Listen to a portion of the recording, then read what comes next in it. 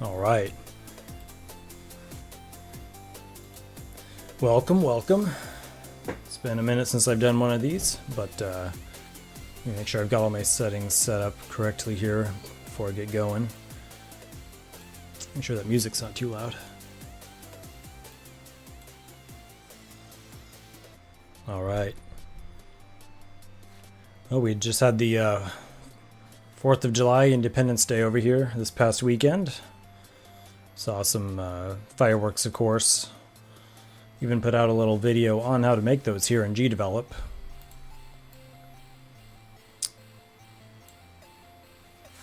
Feel like I'm not quite where I want to be on this webcam.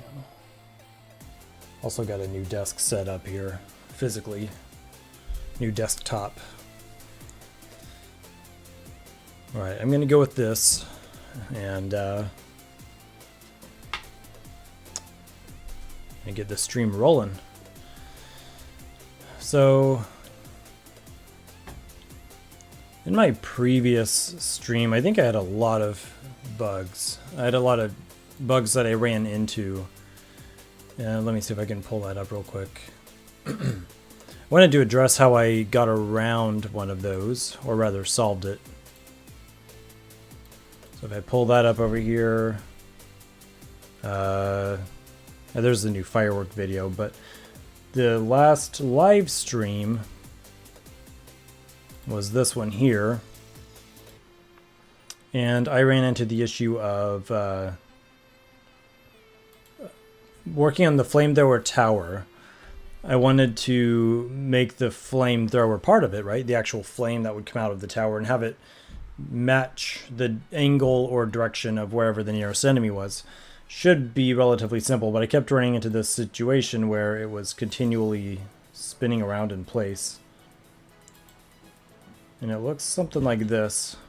I would put the tower there, and it was total chaos. So I figured out what I want to do.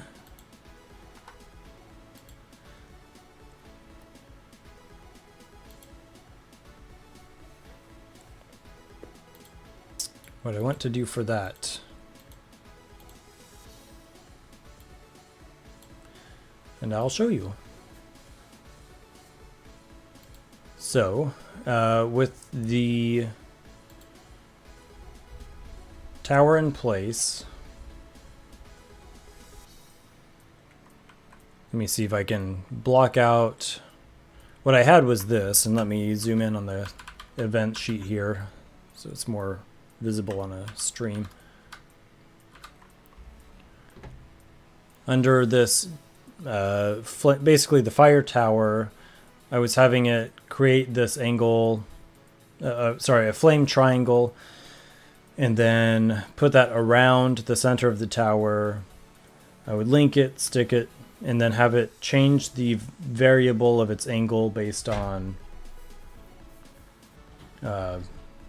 this function here. Anyway, it wasn't working. So what I am doing now is a couple of things. So let me disable. I'm working on a meteor portion of this tower as well. Let me disable the meteor. Actually, we want that one. So disable this section here. That should be good. And these are actually fine, so we won't have any of those. Okay, and then let me re-enable these other sections then. And it does work relatively well.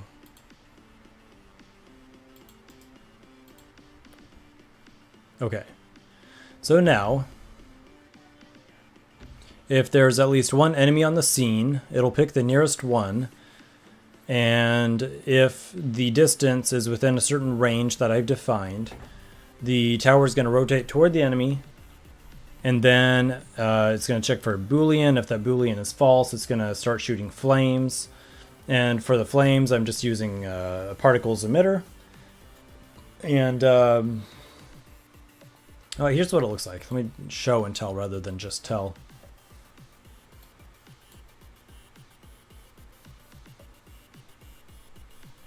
Okay, yeah, so if I put a tower down, select my flame tower, and now create enemies once they get within range, it's now shooting these flames. So the actual flamethrower, the flames themselves are really irrelevant in terms of the calculations taking place. But I did successfully get those to track. And so what I'm doing is I'm actually using this little dot, which is right here. And it's actually tracking the dot. So as the enemies move around the tower, I'm having this dot change its position. And then I'm having the particles emitter face that dot.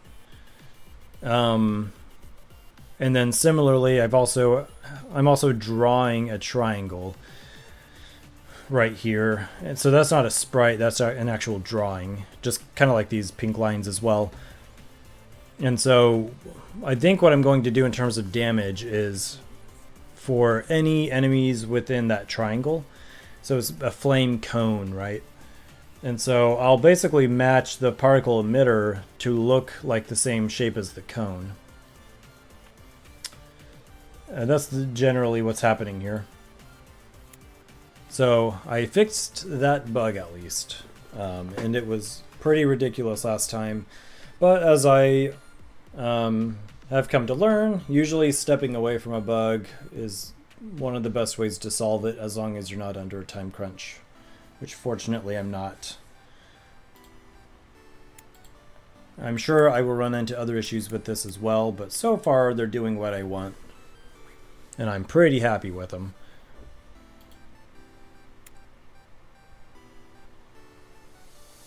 Obviously not... Yeah, so the enemies are taking damage. And I think right now they're taking damage if they're simply within a radius. I'd have to double check exactly how I did that.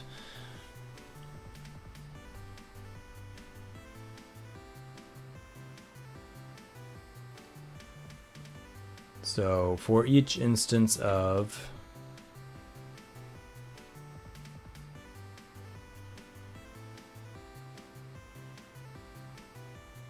yeah, right now it's just if they're within a particular distance of the tower. So in this case, I would really want it to be within range of, say, that that triangle, but I'm not totally sure. I don't really want to fine-tune that yet, but I have the means to fine-tune it once I'm ready, because I have that triangle, I have the flame cones, they're tracking the enemies. So what I'm going to do, instead of wasting time fine-tuning it and then potentially changing it again, I'm going to leave it as is. And I'll probably do, if they're within distance of that, if not within the tower, because the tower wouldn't make sense because this circle around the tower, obviously you could have enemies behind or out of range of the front of that flame cone. So that's why I would want to utilize that dot out in front. That at least would be more accurate, even if it's a circle around the dot rather than the triangle. But I think ideally I'd want that triangle to be the damage zone. So that is actually good enough for now. And what I want to do is keep trucking forward. And I've started on the meteor portion of this. So let me pull up a document that I'm using to track my towers. And here it is. So as you can see, I've crossed off the flame cone for the fire tower. And I've also mostly gotten the meteor put into place, but I want to do a little more fine tuning on that, especially in terms of the looks. So I will show you what I've got for that so far. I need to close that out, and make sure I've got my studio pulled up so I can monitor. Now let me not disable that. Let me disable the flamethrower portion though, so that it's not distracting us.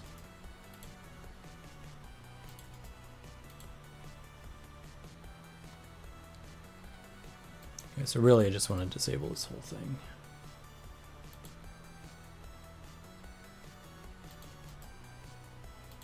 Okay.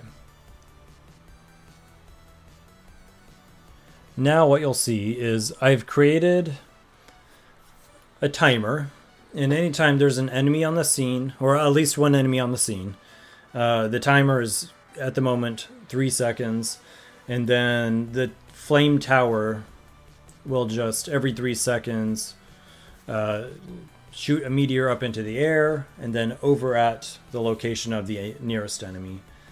And what I'm using for that movement is I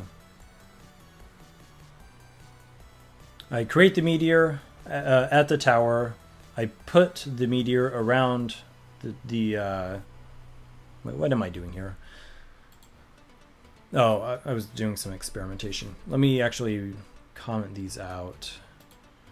Never mind that section for now. Okay.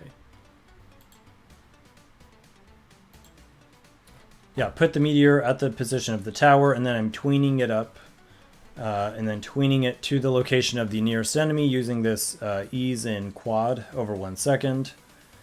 So easing in is going to be a slower start, faster end, right? So here's what that looks like. And this is just using a placeholder circle. It's literally an orange circle. So put it anywhere on the scene, select the flame tower, get some enemies on the scene. It goes up and then over and disappears. That's all the functionality. That's all that's happening at the moment.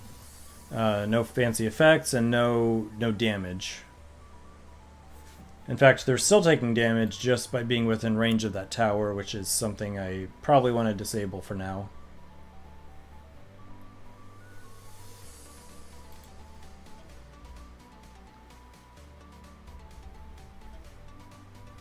Let Let me go do that so that the testing will be a little bit smoother. Probably need to pull this closer. Hopefully my audio is all right. All right, so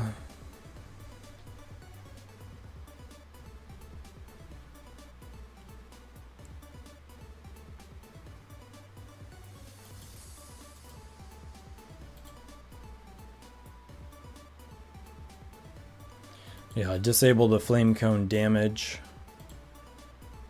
And then I think what I want to happen for the meteor is anytime it reaches the end of its tween effect, I might create a larger circle at that location. And then it'll just be a simple matter of any enemies within that circle will take the damage. So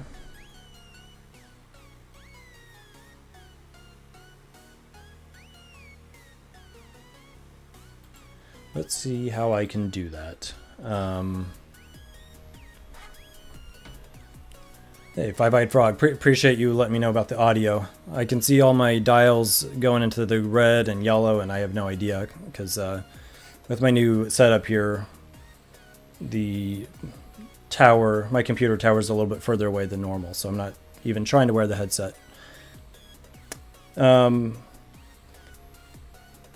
Yeah, so let's just put a circle on the screen here. Just do a sprite, create it from scratch. Do not really care what it looks like. Let's put that at 64. It's probably going to need to be a bit bigger than that.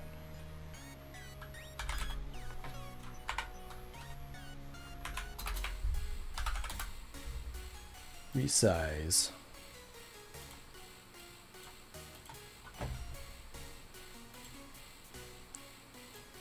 Just drag that out. It's really just so I can see it and fill that up. Save.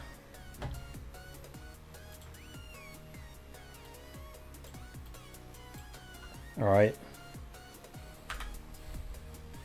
And I guess I can give it a name so I know what it is. I will call that like meteor splash zone and apply. Then I'll go over and let me find the end location of that meteor, which is really going to be the position of the nearest enemy. So it's getting that location from an enemy. So I might need to save those into a variable.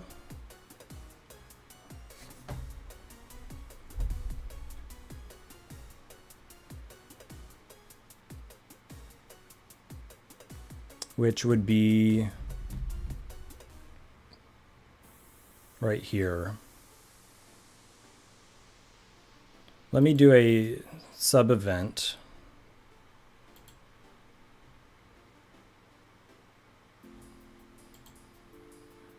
And my variables are kind of all over the place at the moment because I was playing around with whether I want some of these to be scene versus object variables.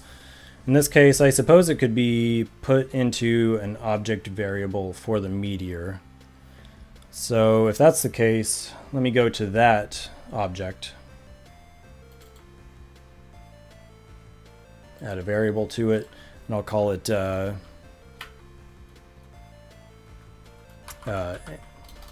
say x end and y end. The good thing about solo dev is it only needs to make sense to yourself. The bad thing about solo dev is the next day it won't make sense to yourself. But I think I'll know what these mean. All right.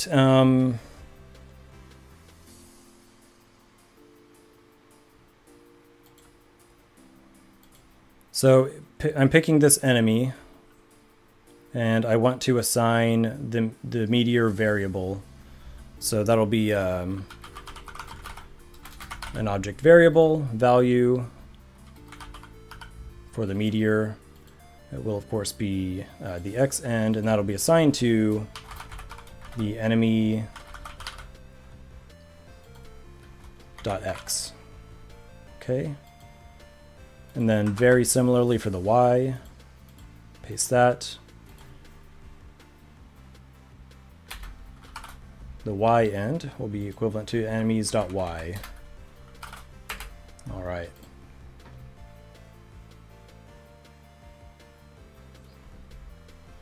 And so what I'm thinking is when the meteor finishes its tween, then it will create this circle at that location.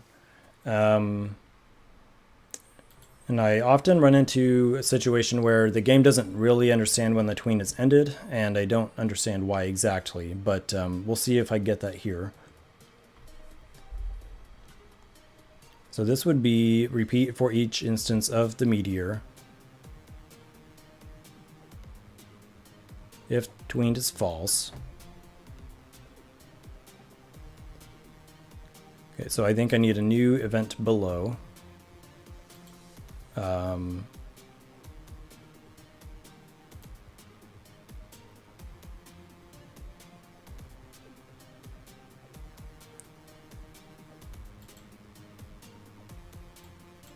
Actually, I'm going to do a new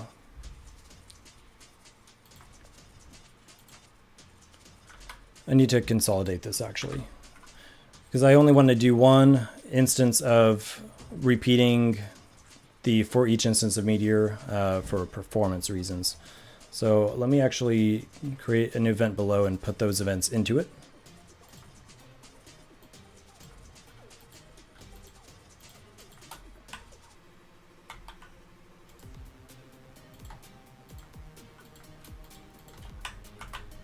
Because I'm definitely getting to the point where I need to optimize a little bit as I go.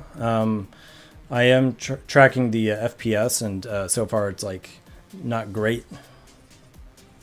Even just sitting, like if I pull up the start screen, you can see it's not fantastic. Like there's not even anything happening at the moment, and it's lingering at the mid 30s.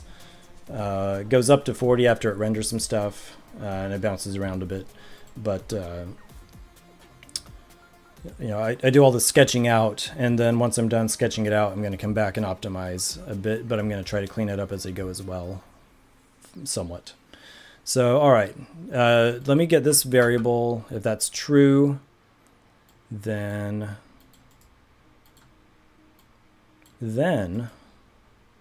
I want this other thing to take place.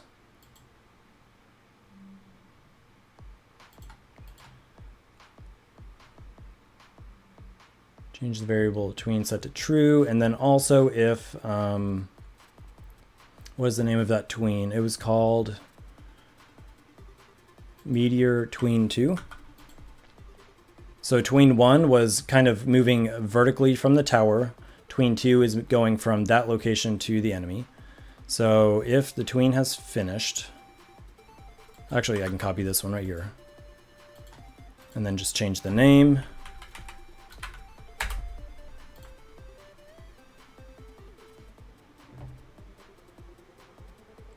All right, then at that point, we want to create an object.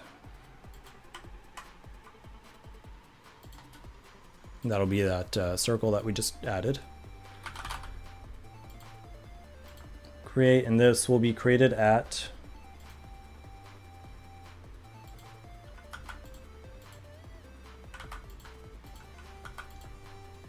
oops.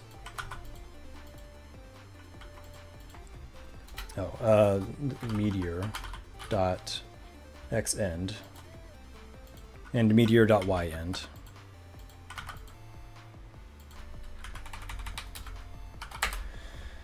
Okay, if I can spell it correctly, and then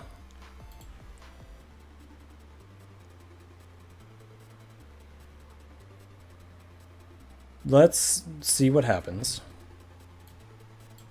Let's see what kind of bugs we run into here.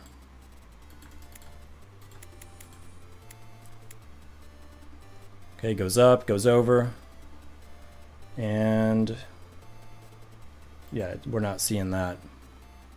So let me log a message to the debugger. Mr. Debugger.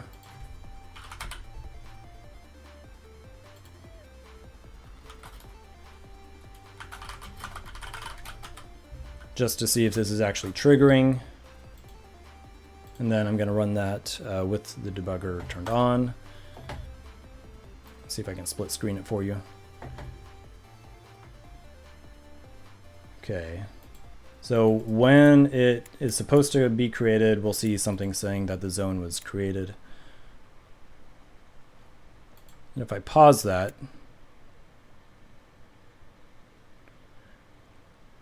it did not render as true, or did not register as true. So let's figure out why it's not true. The variable should be true. So let me do a sub event here, drag the tween down there and disable that. This should be true, at least. So let's see if we can at least force it under this condition.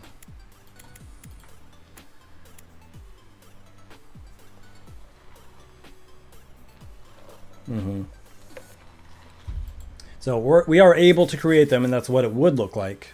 That's not what I want, though. So drag that back up there, and then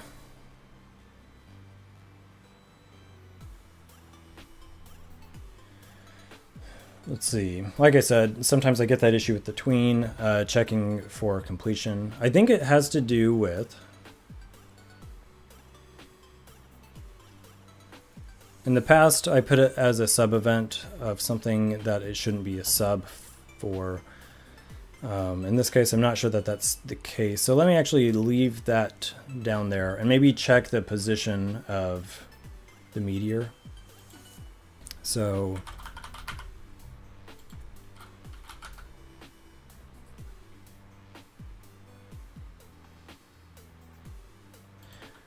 because I could definitely do that.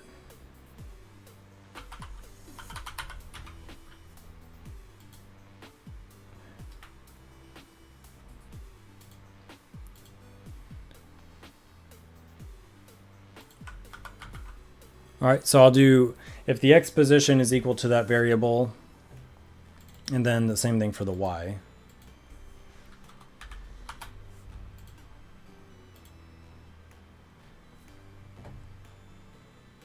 All right, and test that with the debugger, please.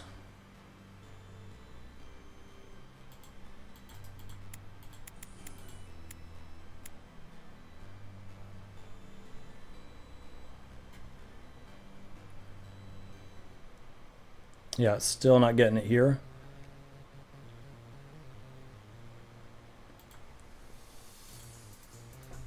I want to get this done so we can play with fire after this. Okay, so if the X position of the meteor is equal to meteor.xend, let me check.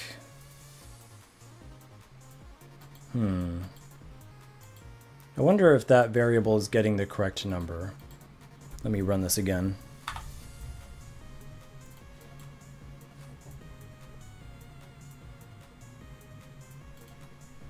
All right, put the tower down. And 1 second here.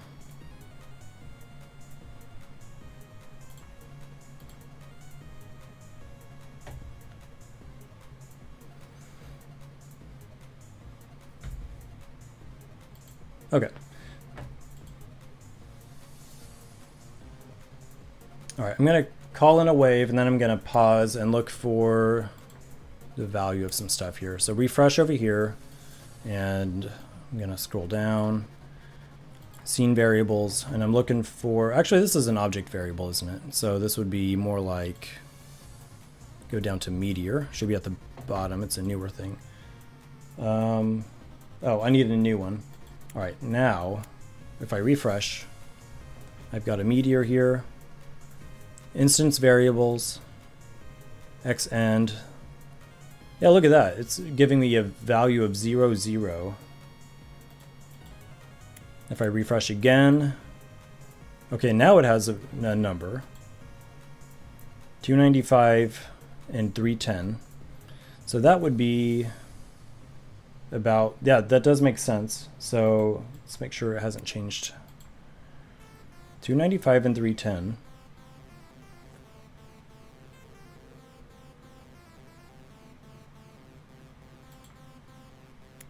Interesting.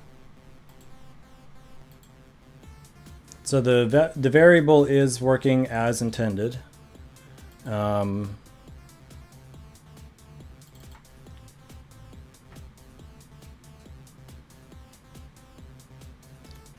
Okay. Without digging too much deeper in that approach, I could pull those down here and save them for later. Let me try.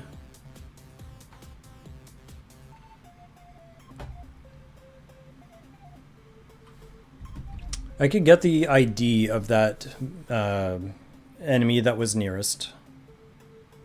And then I can just check the distance between the meteor and that enemy. So let's do that. Variable. So let me also give the meteor itself an ID. I'll just call it, oops, not UID, just ID. Okay. So once it picks the enemy that's nearest, let me also assign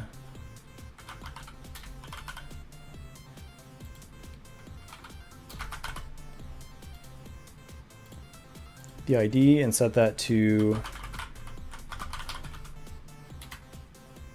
the enemy ID. Boom. Okay, now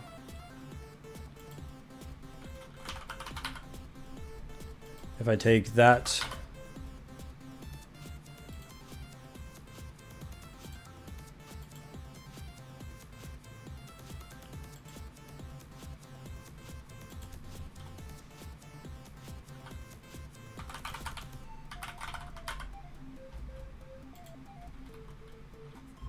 right there.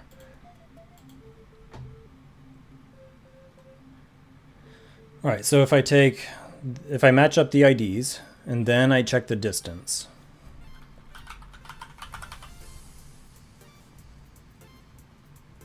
Right here.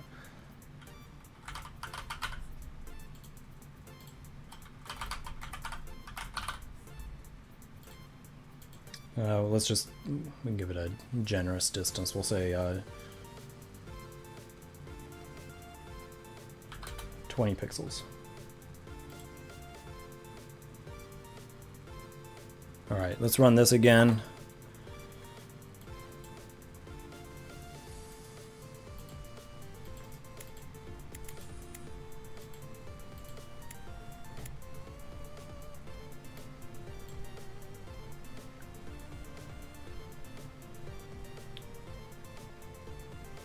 So the annoying thing is I designed the meteor to be kind of slow.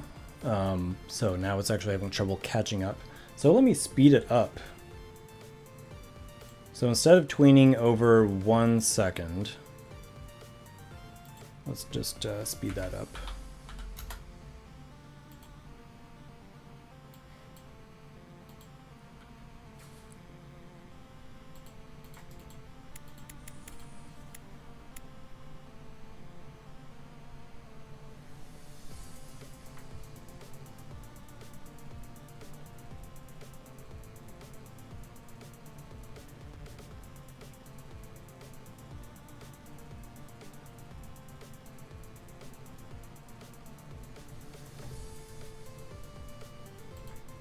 Is the check occurring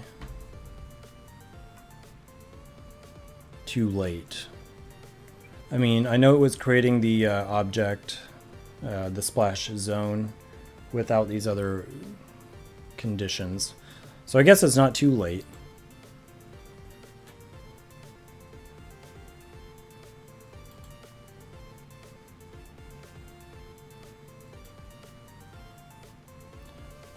I also forgot to test just the ID section of it. Let me run that test real quick and make sure that those are functioning correctly. So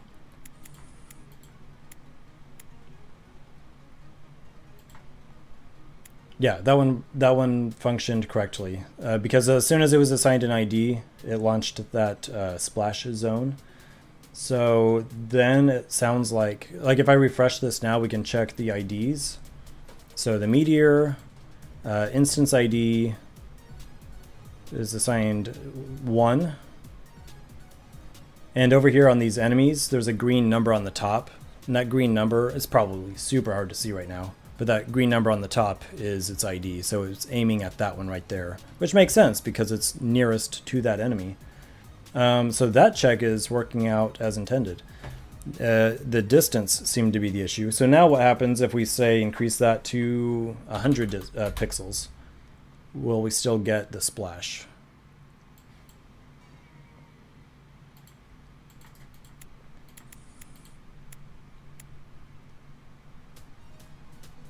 We do. Now they're seemingly all over the place, right? So what I want to do is edit those points. Let me also drag this up here. I need to do a video soon on organizing the objects panel. There are much better ways of doing this. I'm a little sloppy right now. So, okay. Open that up, let's edit the point. So I actually want it to create itself based on the center point. So that's actually going to be the 120 by 120. Close that and apply.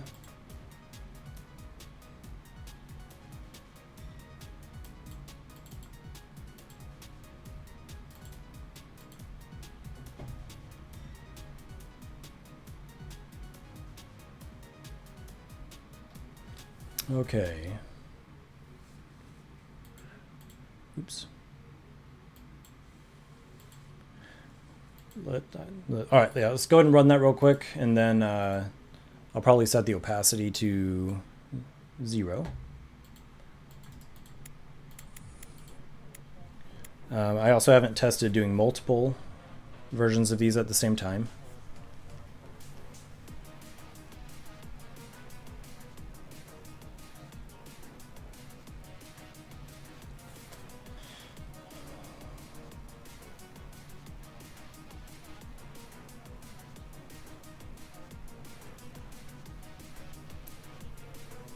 So I'm seeing a pattern here. Do you see it?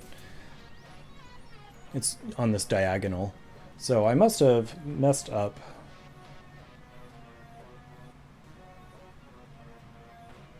Either an X or a Y somewhere. Let me take a look.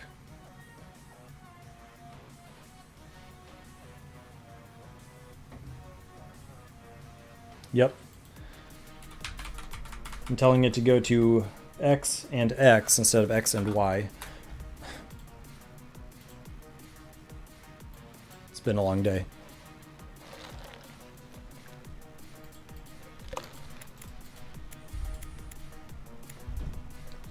All right. Come on. Boom. All that enemy got away. Yeah, I mean, I think that'll work. So that's just going to be a damage zone. And at this point, it's really a matter of applying the damage, which my health system is already built in using the standard health behavior. So I think the hard part is really going to be making it look cool, but that's also kind of a fun part. So I'll go ahead and make this transparent because I don't really want to see it, or at least make it partially transparent. So let me do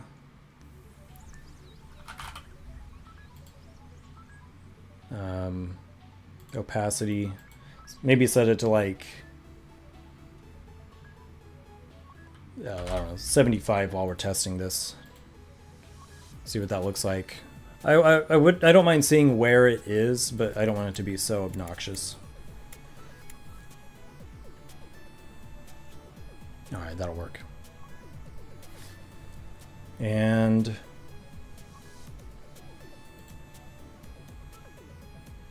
me scroll up to the enemy. We can go ahead and start applying some damage. This would probably be some kind of a burst damage, but for now we'll do a damage over time. So we'll say if the enemy,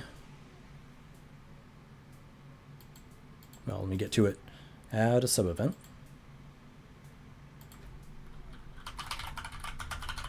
And I'm using this group of enemies called enemy backers. I don't know. If I make another game, I'm not going to do this approach. But so enemy backers is distance.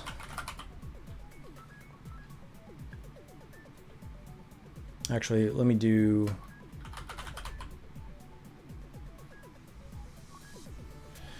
So collision in GDevelop, as I understand it, is rather expensive, which is why for optimization they recommend doing distance. And that's what I'm going to do here. Between the enemy and the splash zone. So it should be 0.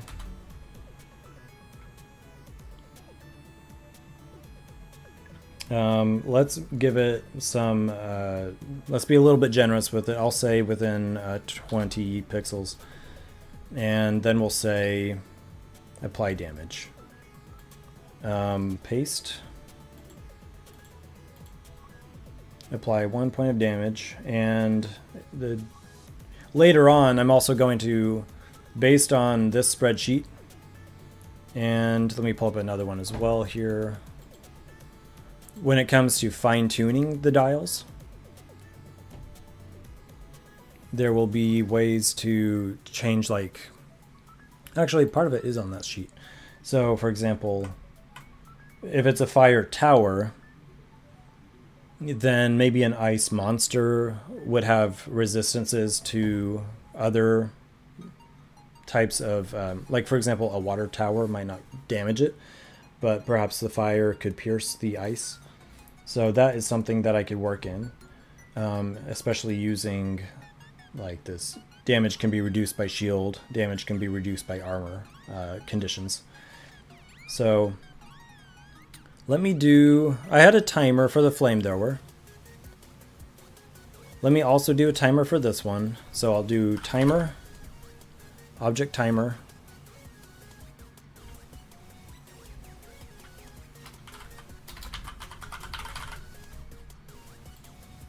of, no, it would be on the enemy. Call it timer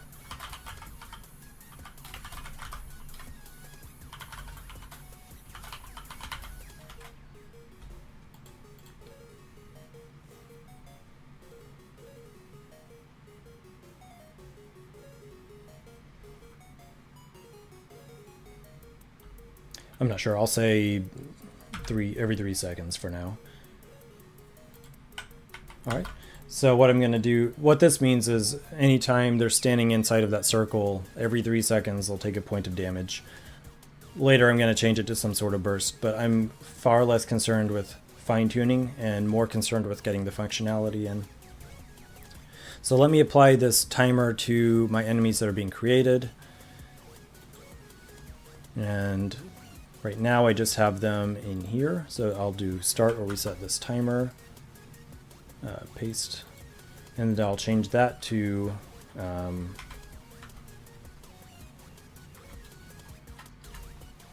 the meteor timer. Now we can copy that whole thing to each of the enemies, and the only reason I am doing this multiple copy and pasting down instead of consolidating it is because this might be unique for each enemy. And so I want to have that sort of granular control over them. So it's a balancing act between making things smooth and easy on the development side versus making things really custom on the gameplay side for me. So let's see if they are in fact, oh wait, I need to go down. No, let's test that. Never mind.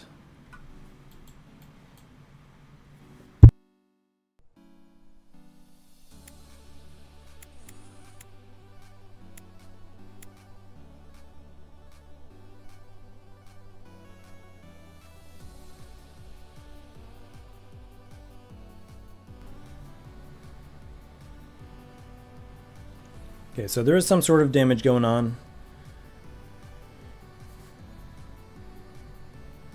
And now it seems to me I need to create a time to live on each of these because we don't want the fire to last forever. So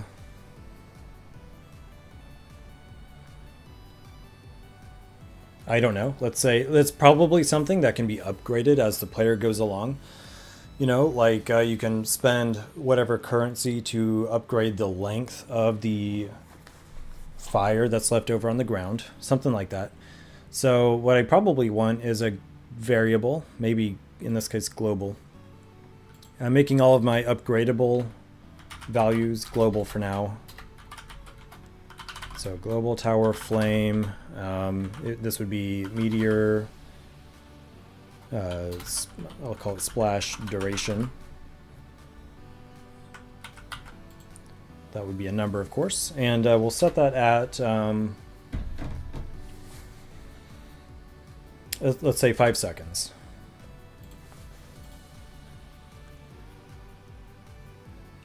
Then that would be under the repeat for each instance of, we need a new repeat for each instance, and it will be specifically for that splash zone.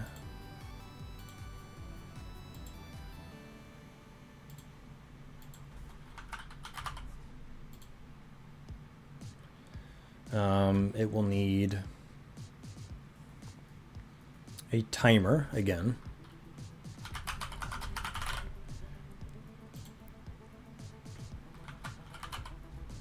I will call it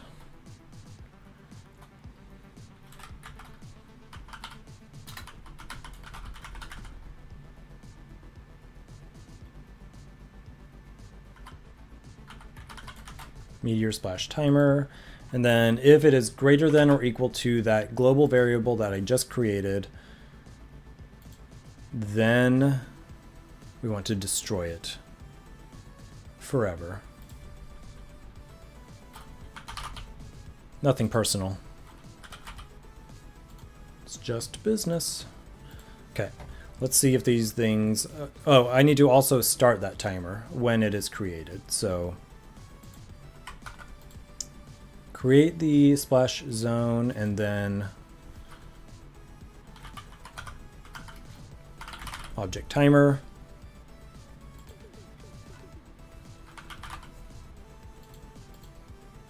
There it is. All right. Let's see if this works. So now they should, well, we know that they're damaging the enemies. They should also disappear after 5 seconds.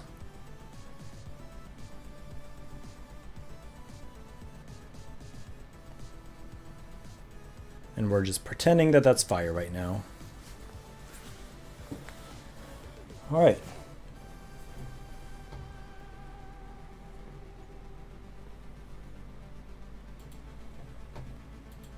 Perfect.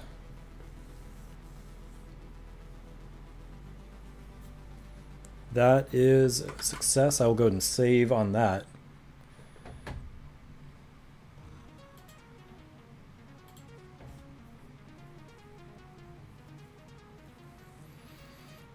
Let's see now. I did have some effects for the meteor, some fiery effects. So I'll show you what I was doing, but I'm not very confident that it's going to look great. But I do have an idea that's more simple than the one I was trying. So let me stop blabbering and I'll show you what I was doing. If I can find it. It was... okay, we don't need this now.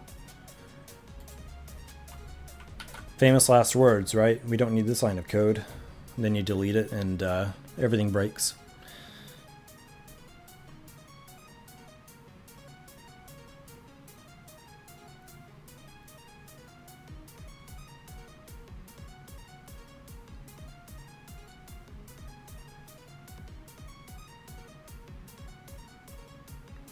Okay. So I had created a particle emitter right here, and I'm just using, it's very default right now. I'm just playing around with it. And what I was going to do was put multiple, kind of like this, if I just drag them out onto the screen here. I was playing around with having them sort of overlapping and then toying with the angle a bit. Something like this. Because I wanted a different look. I do the particle emitters a lot in this game. I mean, I'm sure everyone does, but I was trying to find a different look by not just doing a 360 emitter, but rather doing multiple pointing in slightly different directions around the meteor itself.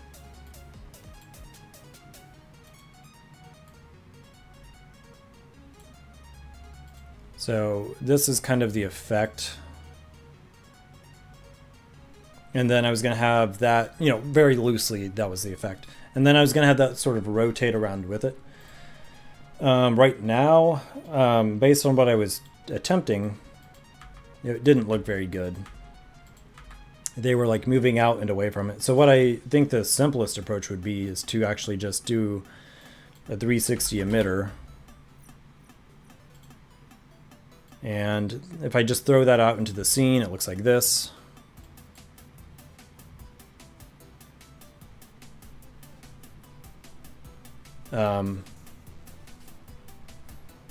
And then I could, now that's without any lighting, right? So if I add a light to it, it would look a little more, well, you know, look a little bit better. So for example, this is a light that follows every bullet that's shot in this game. If that were at the same location, it would glow a bit more. Kind of like that. Colors are not final, nothing is final, just the general concept to be sort of like a fiery ball, right? And then I would have that track. So I could go ahead and put that into the game. Probably want to duplicate this bullet light. I'll call it meteor light.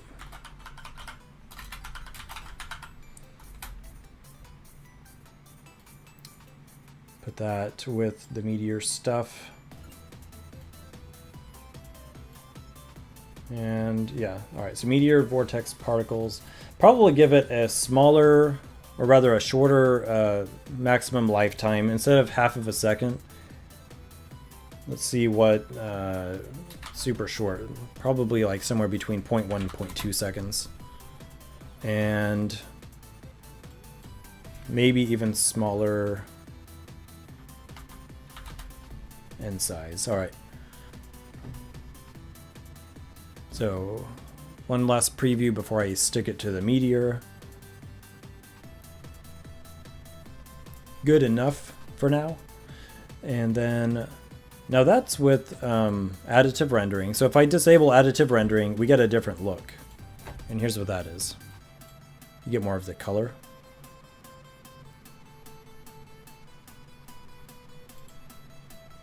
Now, let me make sure that that has the sticky, or rather sticker behavior, which it does. It's going to destroy when it's when the object gets stuck on is destroyed.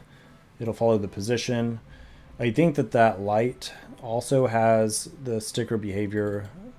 Let me double check, and it does, and it can follow the position.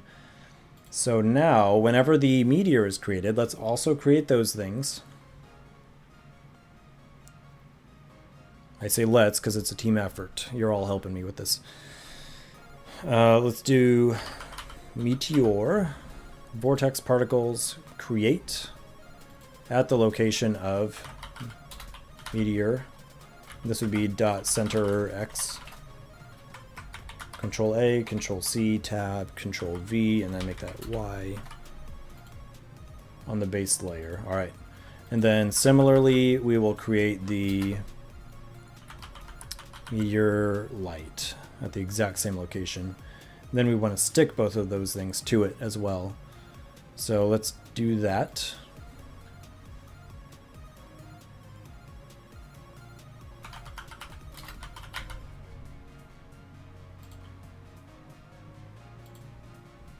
Wait, not that. Just stick it.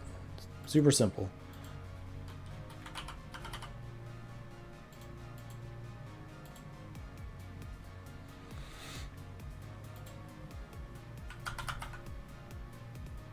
Do you think this fireball needs more yellow or more red? Or what are your thoughts on that?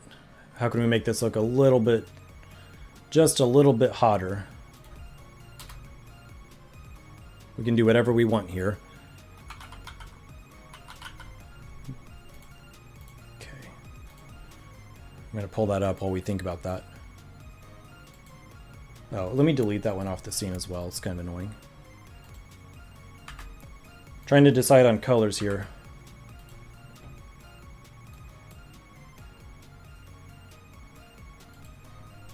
More red, more yellow, more something else for the fireball. And why? Oh. Yeah, that's odd. We're not getting the fiery effect until it reaches the second stage. That's because I put it on the wrong spot. Let me copy those, or rather cut those up to the top. Okay, create the meteor and stick the stuff to it. More red? Yeah, we can give that a shot.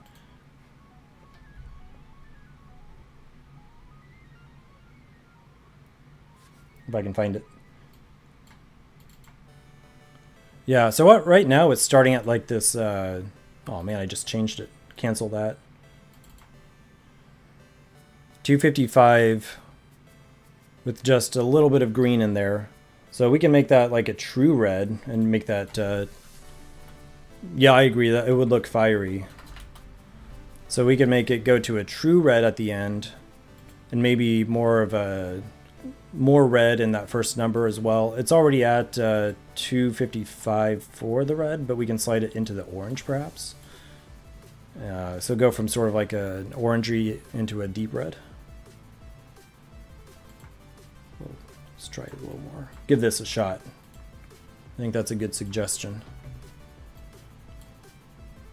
And now it should actually work too. So let's see if it does. Oh, and to make sure it looks nice, let's change the opacity of that circle to 0.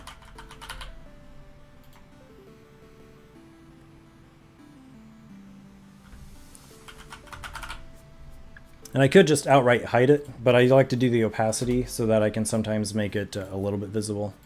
Here we go.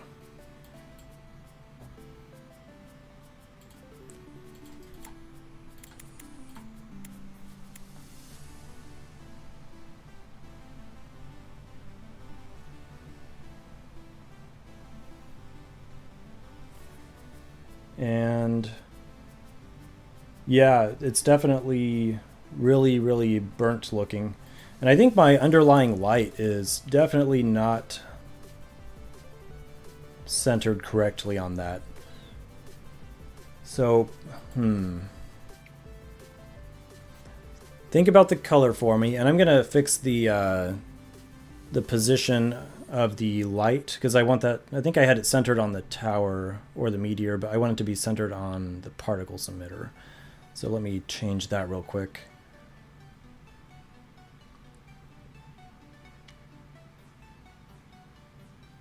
Yeah, I think the red was definitely the right direction to go with that one.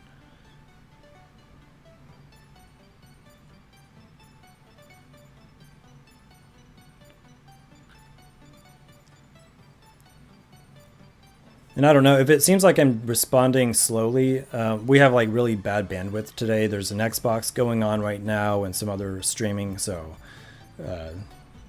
it's probably why I'm so delayed. But okay, so where I create that light, let's put that, instead of at the meteor center, let's put that at the particle center.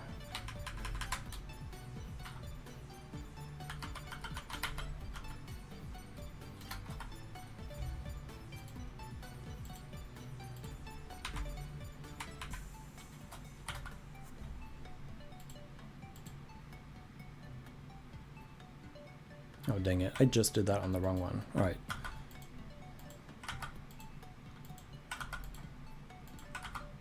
Here we go.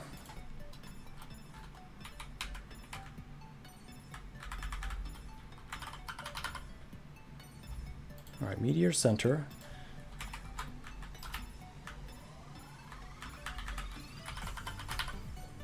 Boom.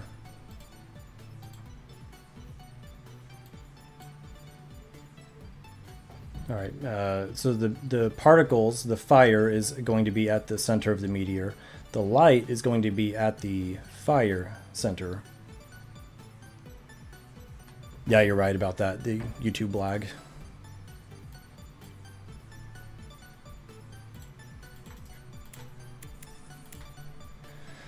Let's see here.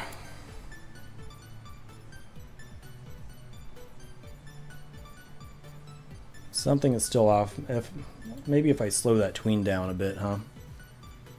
So we're doing a 1/4 second. Let me slow it way down and try to get an idea. Maybe it's going to the... I feel like there's a point that's a little off. So if it goes up, it's to the bottom left of the flame. And it stays at the bottom left. But they're moving together. Which is very interesting. Let me go to the light here.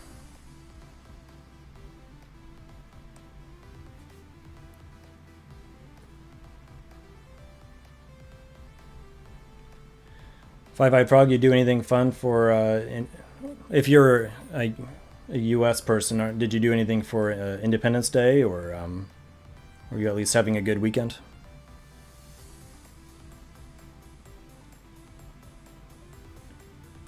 Go to the meteor.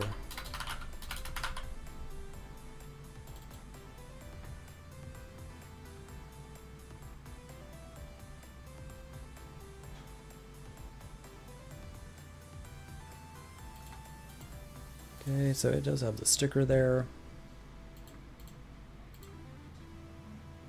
And the vortex particles.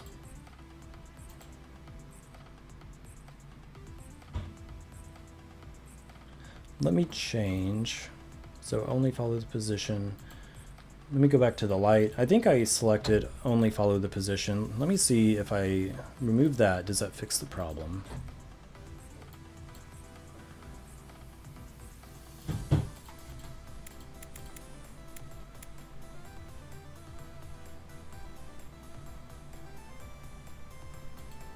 Still a bit off there.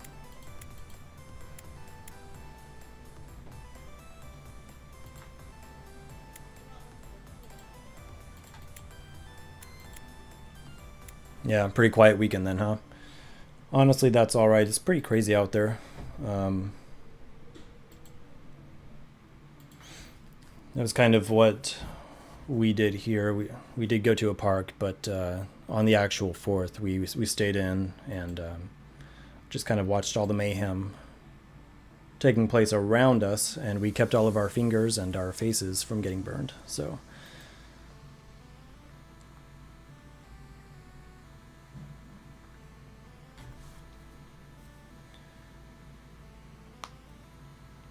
All right, I'm pretty happy with our fire, and that light, the light color itself I'm actually borrowing. I could make that a deeper color, but I'm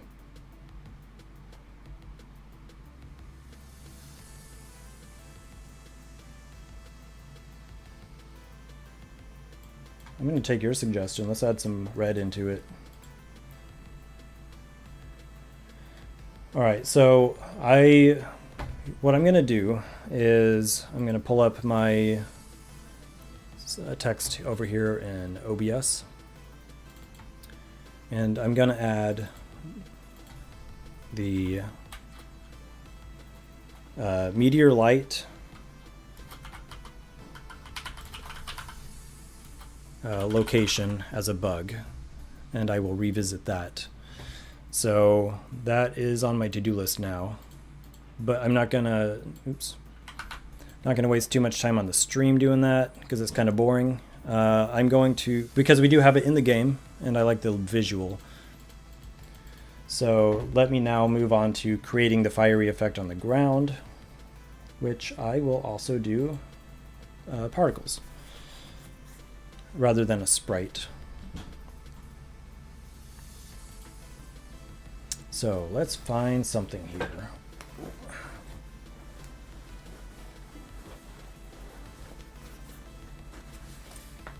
And what I'm thinking is I'm going to have to do a couple of things. One is to create a fiery circle on the ground while it's actually burning. And the other thing I'm going to do is, for any of those enemies that are actually caught in that circle, they will also be ignited. Or at least they have a chance to be ignited. So for that, let me start with the ground circle. And let's see, probably want to actually,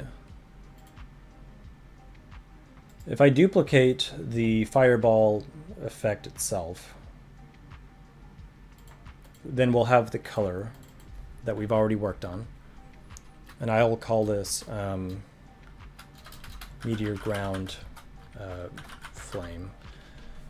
Then instead of a spray cone angle of 360, this would actually be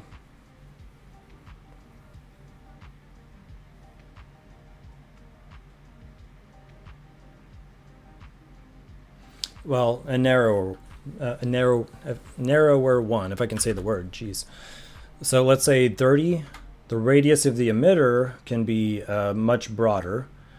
And I think my circle, let me apply that real quick. If I check the size of the splash zone, which I probably should create this as a variable so that I can use it sort of universally. But right now the sprite itself, the sprite itself is, I just want to edit that. 240 by 240. So for that ground flame, I'm going to also do a radius of half of that, so 120.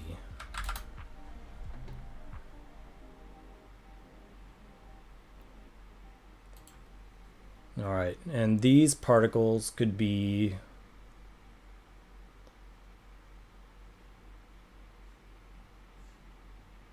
they probably don't need to be as extremely fast as the other one. Not totally sure. This is where it's like all totally subjective. Let's get one of these out onto the ground.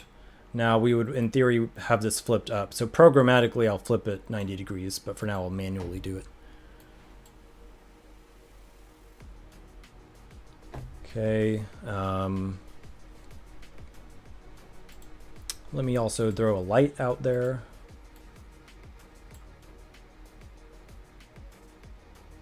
Actually, I've actually got some lights out here. Let me copy one of these, just to make it give it a little more pop.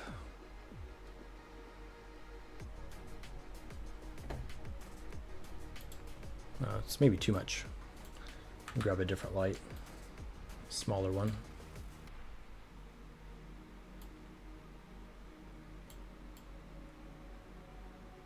Okay, and then I think I said 30 degrees, so let me do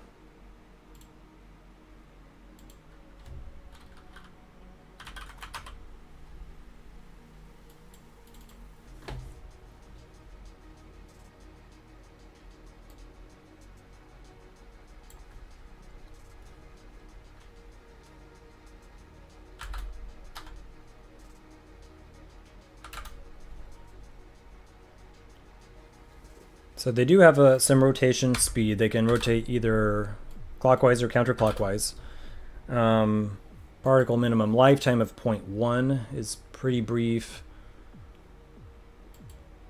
Particle maximum lifetime of, let's say, 0.5, half of a second. No gravity. I said a spray cone angle of 30 with a radius of, let me say 0 for the angle. All right, let's pull this up. Sorry, I mutter to myself a lot when I'm doing these things, so I don't know if anything actually makes sense to anyone else.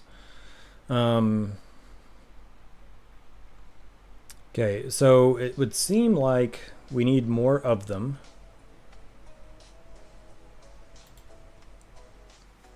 Let me also create a new light. I don't like that light.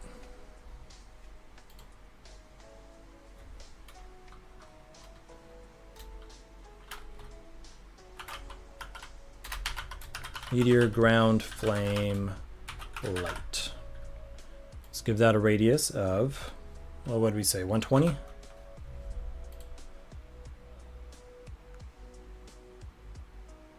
Okay.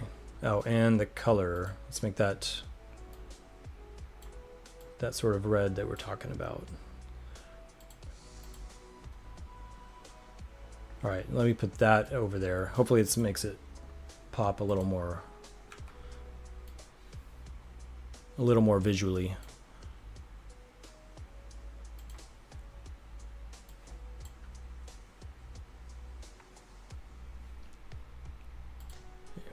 Maybe increase that radius a bit.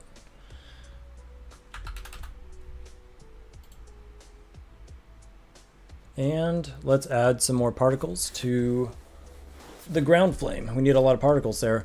Hopefully it's not too expensive in terms of processing. All right, maximum number of particles displayed is 1,000. So it's capped at 1,000. We have a flow of 1,000 per second. With infinite particles, which is fine because we're going to delete this stuff.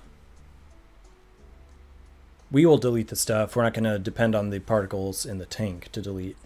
So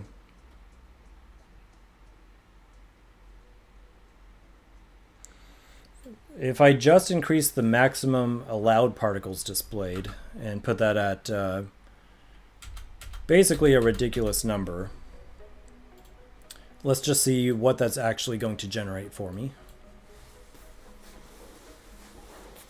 Okay, so that's how many it's actually trying to generate.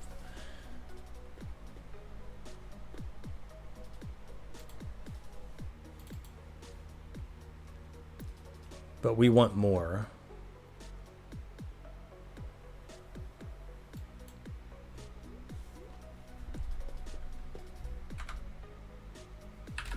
I also wouldn't mind a little more range in the rotation. So let's do flow of particles per second, 1,000. What if we double that?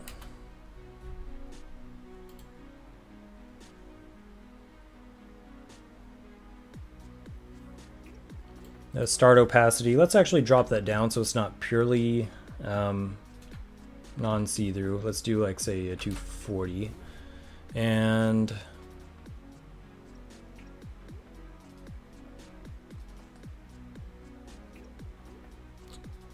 all right.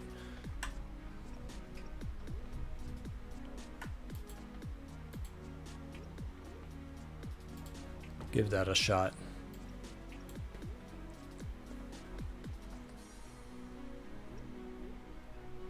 Okay, so it's maybe going in the right direction.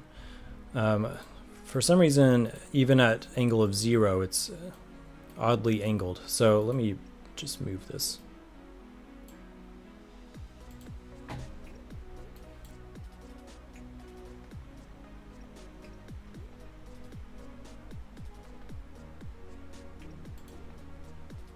Okay, it might just be the sprite itself.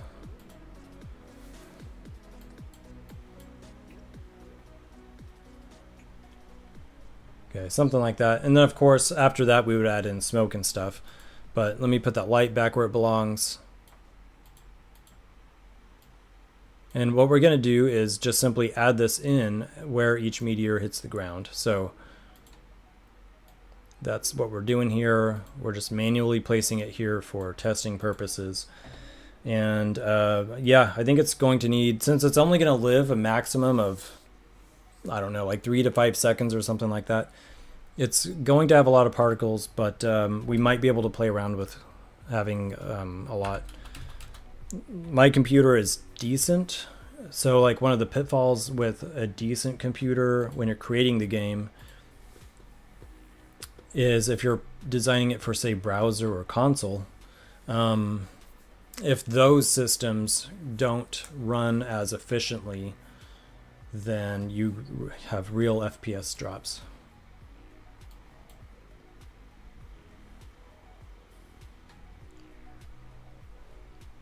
Yeah, all right. I think it's getting there.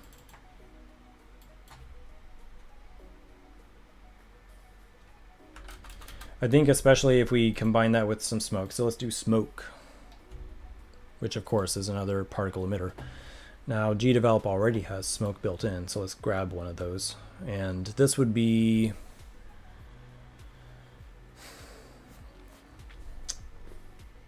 well, let me go down to it. This would be probably rising from the base of the impact location toward the top. Now, smoke plumes expand in size, and they generally lighten in color.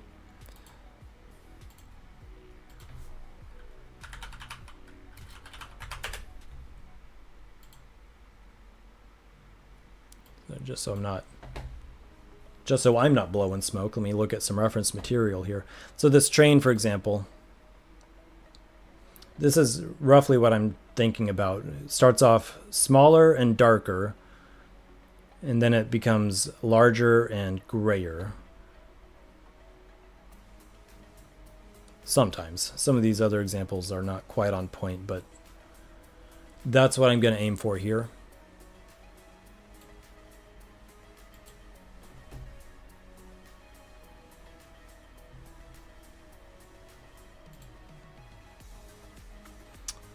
All right, so let me rename that so I don't lose it. Instead of smoke 4, I'll just do meteor, a ground smoke. We could also add smoke to the meteor itself. All right, so it's got a start color of gray and an end color of black. That's kind of backwards from what I want. So let's change that. So we'll do 0, 0, 0 on the RGB, and then we'll grab an arbitrary gray for it to fade to.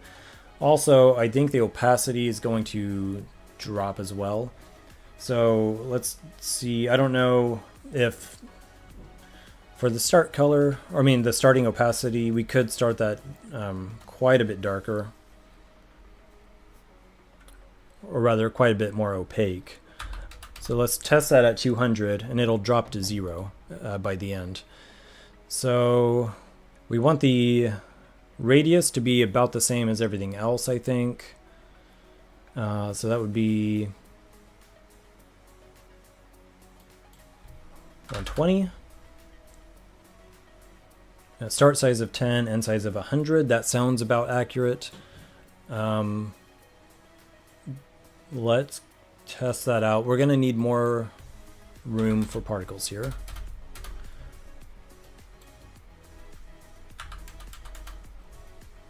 And the force is basically how far out do they go.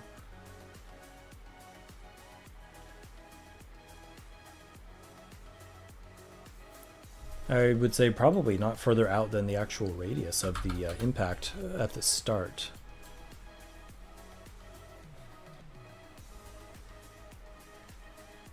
So something like this, 80 to 120. Within a radius of 120. Now the rotation should have quite a bit of variance. So we'll say anywhere from negative 180 to 180. I'm just completely spitballing here, but let's see what that looks like. If I throw it out here, manually turn it upward.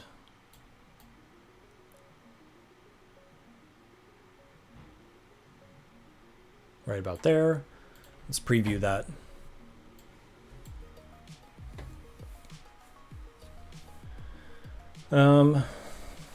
Okay, so it looks more like a weird pot of boiling smoke.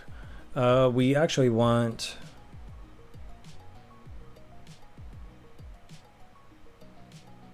it's kind of a cool effect, but that's not what I'm going for. We actually want smaller than that, so let's drop that down in size. So if we do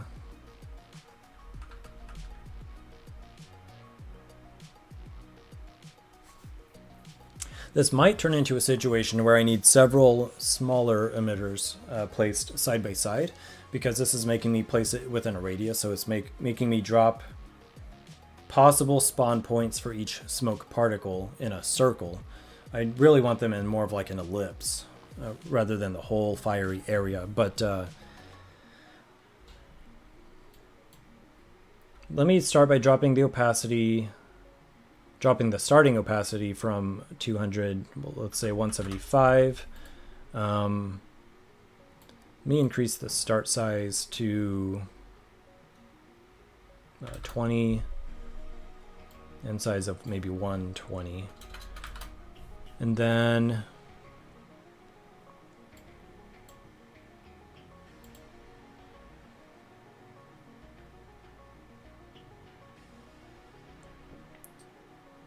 keep hearing a sound. Yeah, so I think it's going to be interesting trying to make this look quite the way I'm thinking.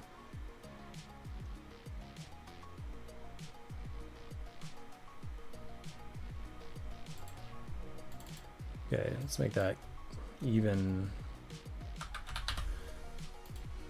This is definitely one of those like mess around and find out moments, right? I don't think we need as many as that, so let me drop that back down to say 1,000 per second, and maybe even cap it. You know, they say no cap, but we might need cap. Let's do. What happens if we actually cap it at 1,000? So it's 1,000 per second capped at 1,000. Let's see what that looks like. I think it's a little smoother. It still looks like, I don't know, some kind of boiling, raindroppy, smoky liquid or something. But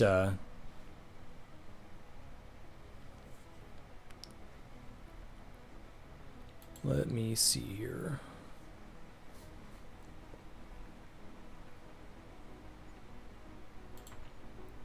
So in my mind, I'm wondering, what would it look better if we instead make this much smaller? Let's say a radius of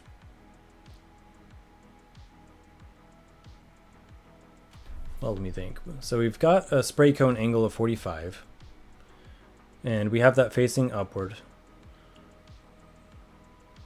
with a radius of 120. If we drop that radius down to say 40,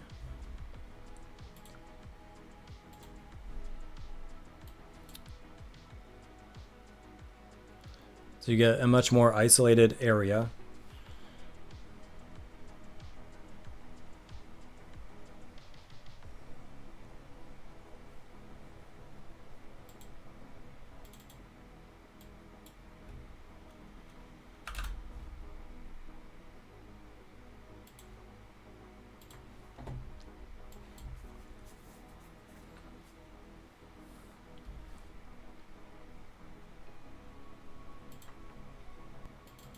So it still doesn't seem to be very see-through at all. I think it's because there are just so many of these particles coming through.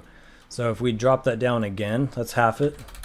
Try to make some quick progress here. I don't want to linger too long on this. It's definitely bound to change, but let's bring that radius back up. We'll say 100. But we're going to drop the particles in half again. So we're at about a quarter the number of particles as the start. And so now we get this whole smoky area. And I think I would prefer that these were actually spawning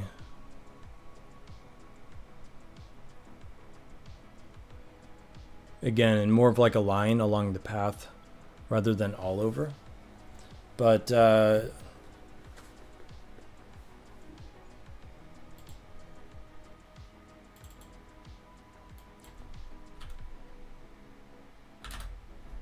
that may do the trick for now. Just kind of like placeholder art.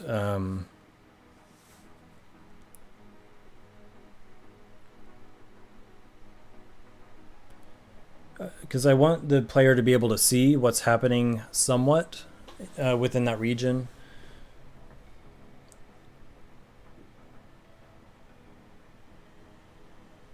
Yeah, I hear more fireworks outside right now. All right, last couple of changes here, and then we're going to call it good enough for now and get a move on. A little bit of coffee. I drink coffee too late in the day.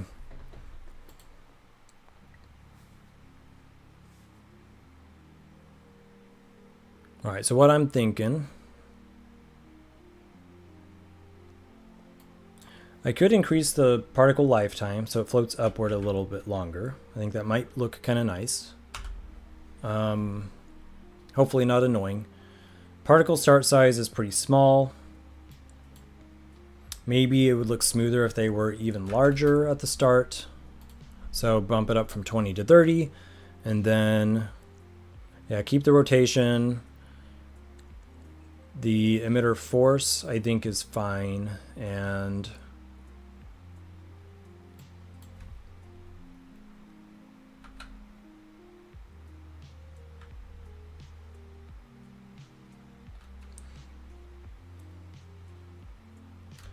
yeah, I guess we'll put the radius back at the original as well. All right, this is what we have.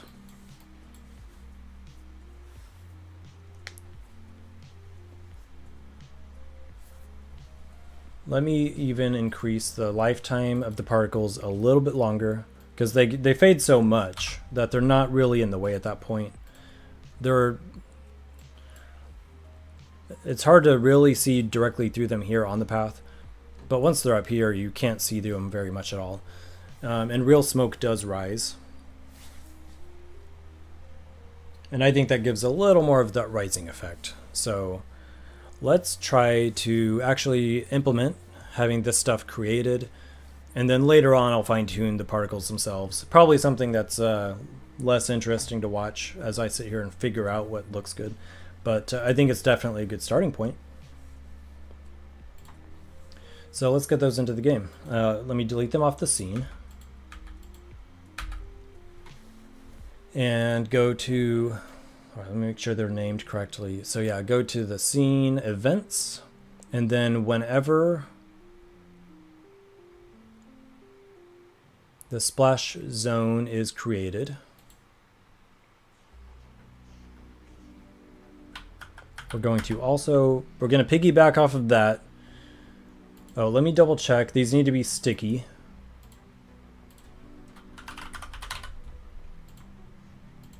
Okay. And then the meteor ground smoke, same thing. Add the sticker. I love all these extensions that the GDevelop community has added into here. It makes it so much easier. Did I add it here yet? Okay, good. All right, now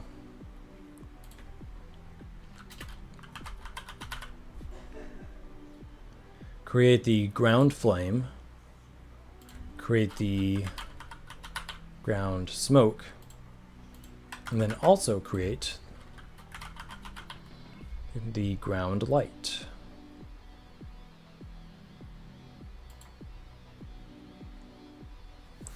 Now, in theory, whenever the red circle is destroyed, and let me make sure that that is also sticky. Whenever it's destroyed, the sticker behavior will allow anything stuck to it to be destroyed. Yeah, I appreciate the feedback there, Five-Eyed Frog.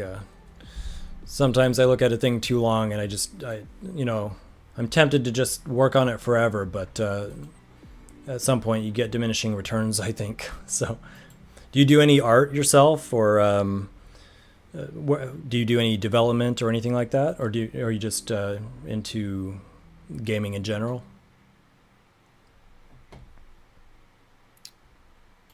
And I'll test this out here.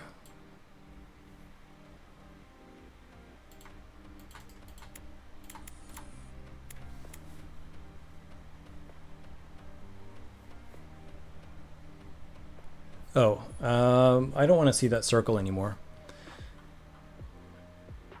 So let me set that to 0, and now test that.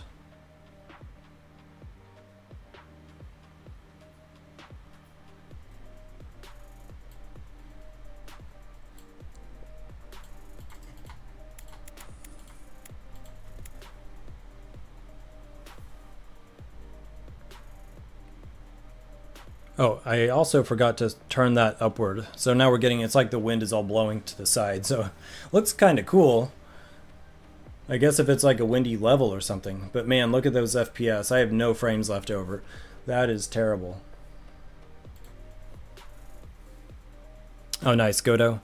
Or however you prefer to say it. I know Bracky returned to that game engine. Or rather, he started in that game engine lately. So I know it drove a lot of traffic over there. It looks really smooth, honestly. And, you know, I was looking at like Unreal, Unity. I've tinkered in a lot of them. I started in an engine called Greenfoot. But definitely Godot looked very approachable. And I just kind of picked one, so that's why I'm in GDevelop.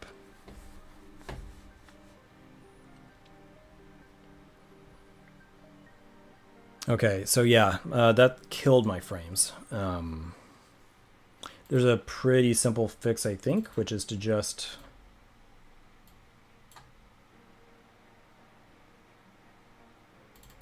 We're going to have to really drop those particles. Let's try this for now.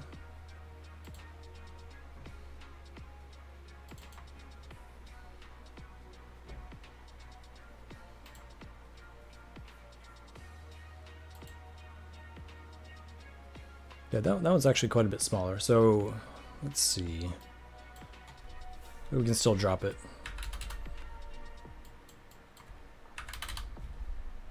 Because that was really just terrible.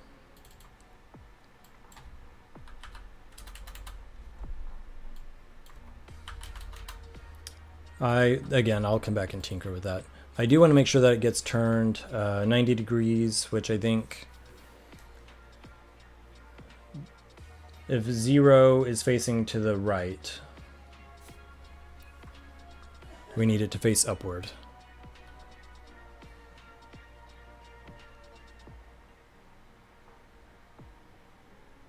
All right, so when it's created,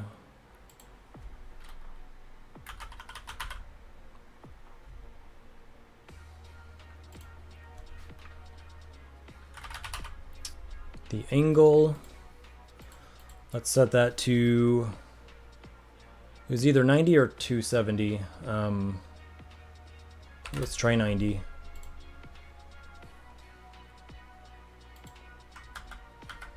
And we're going to need to do that for the ground flame, the ground smoke, and then also the ground flame light.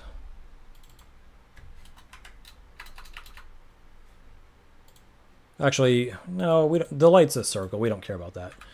All right, so then test. See if it rotated.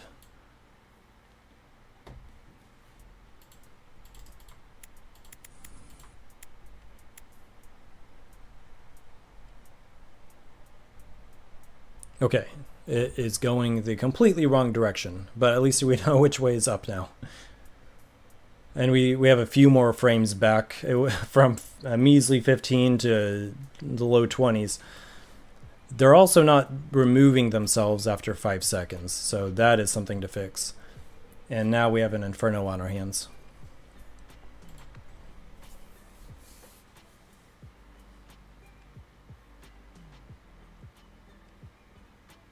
Oh, gotcha. Well, yeah, glad to hear you're getting back into tinkering around. I mean, that's exactly what I do, and you know, I'm getting ready to, you know, I've done a few game jams and stuff, but really looking to get some sort of monetization in the near future from some of my games. I really just make them because I like them. You know, I don't have that pressure like I have to make them for a business or anything like that. So I tinker as well. So you know, I'm glad to hear you're getting back into it. It's kind of nice, I find, at the end of the day or at the end of the week, just sit down, play around in your sandbox. It doesn't matter which one, and just have fun. Sometimes I pull my hair out in the process, but I think it's like a healthy, from a healthy perspective. And here they should be, the fire should actually be going upward.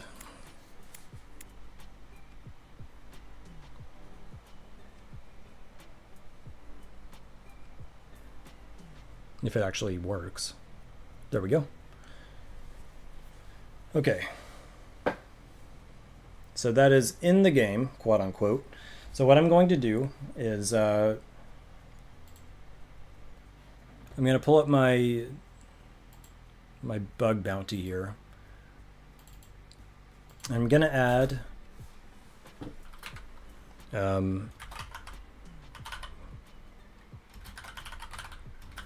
meteor ground FPS. That's something I'll need to address in my off time, but it is implemented.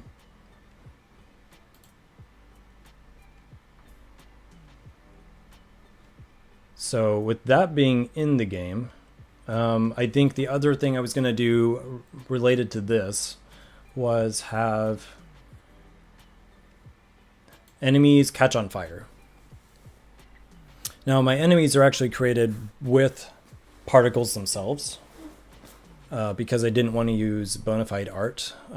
So as they're traveling along, they are actually made of particle emitters. Oh, I just remembered one other thing I need to do. So yeah, as they spawn along, you'll see they're just made of particles.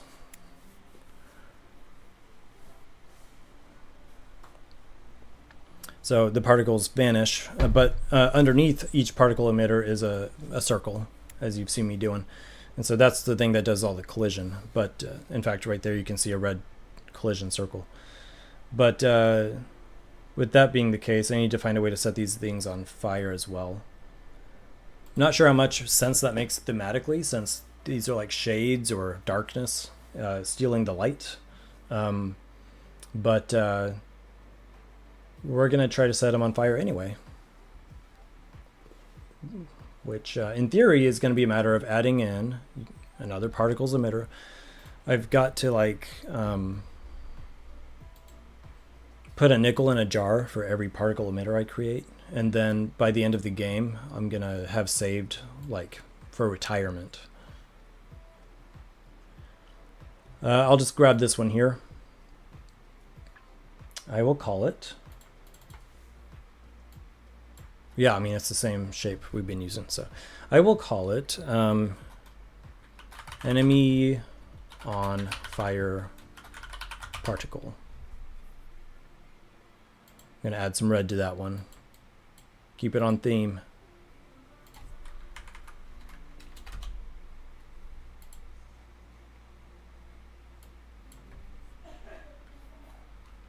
This can be pretty small, I think.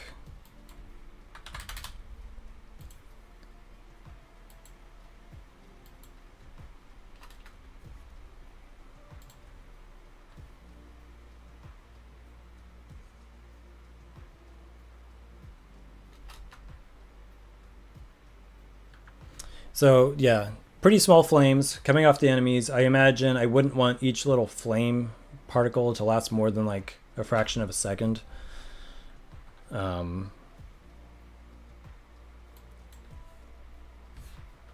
Let's try something like this. The radius of the emitter, 10 pixels is probably accurate. Let's just try that. Let me throw it out here into the middle of the scene. Give it a spin. And in theory, this is what's going to be on each enemy.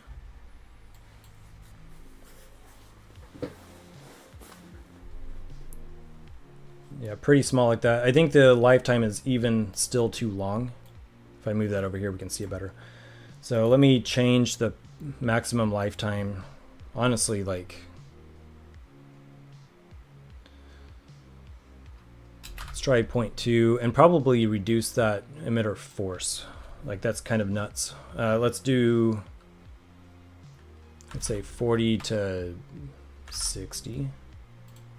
See what that looks like.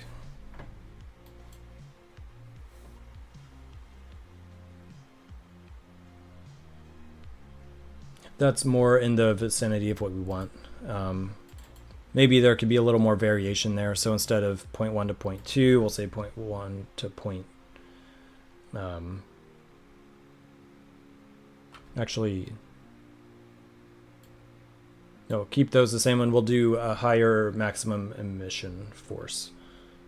Say 75. Okay. I'm not even going to stick around on that for much longer. I'm just going to go ahead and put it in the game. So the enemies will need a new variable. And I'm going to apply it to...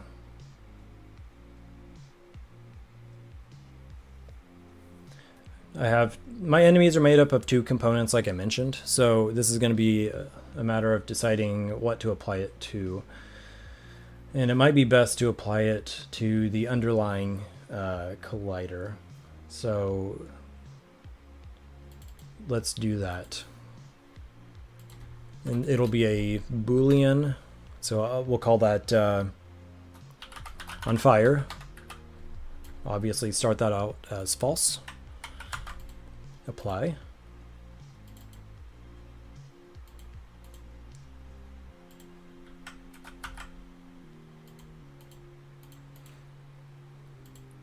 I did my first couple of game jams in the Greenfoot engine, and that was in just like nearly pure just Java code. It was a very lightweight engine for learning. It's really for school.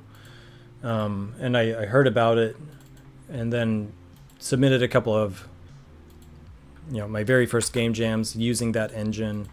The problem I discovered was that while it had the capability to export a jar file, it was very buggy. It didn't work very well. And so I was really just limited to uploading my finished games to their portal, basically, their website, which is publicly available, but there was no way to do anything else with it. There was no .exe file. And I'm sure there are ways to convert that out and stuff, but it wasn't really designed for that. It was just a learning engine. And from there, I played around in some of the others. I would say I tinkered the most in Unreal Engine, just because of my familiarity with C++. But even then, I found myself using their events, or rather their blueprints. And then I decided, if I'm doing blueprints, it might be faster time to complete the games in one of these other more minor engines like this. So that's where I am right now. So yeah, I kind of miss typing out all the code. Not that I was fantastic at it, but I gotta say, making these changes on the fly is just so fast.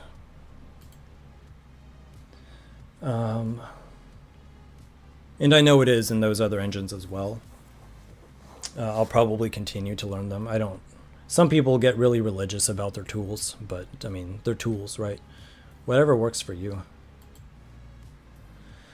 All right, I've now applied that variable very tediously to all of the enemies. So now let's go back into the events. And this will be a repeat for each instance. So enemies and flame tower. So right here, I mean, we already have the condition, which is if they're within 20 pixels of that meteor splash zone on the ground and the timer, then they're taking damage. We're going to set that Boolean.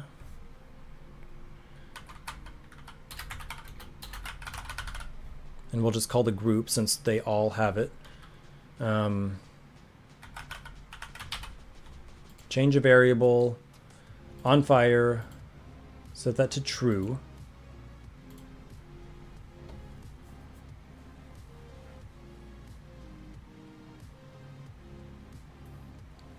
Okay, then create a new event below that.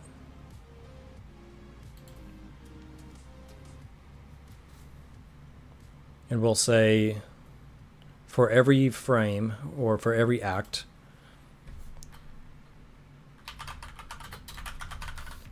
enemy backers variable on fire is true. We're going to create that flame. So that was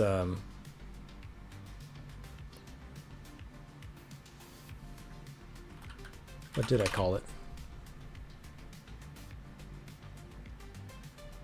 Oh man, what did I name it?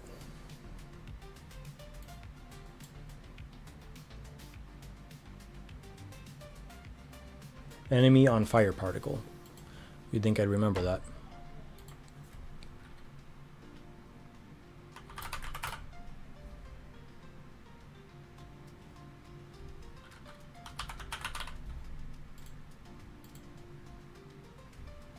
Create that at the position of enemy backers.x. Really, the center x. I'm trying to think. We'll try the center. If that doesn't work, we'll change it to just x and to y.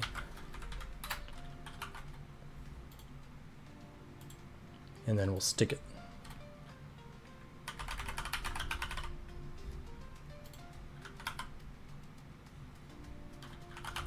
I think I need to add the sticky or sticker behavior to it. There it is. Destroy, apply.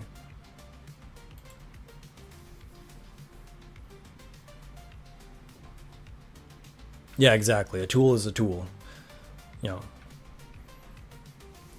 Yeah, even in the literal sense, I watched that show Forged in Fire. Have you seen that? A bunch of blacksmiths literally just making knives on TV, and they even sometimes get into particulars like should you use modern tools versus old school tools? You know, a coal forge versus a gas forge.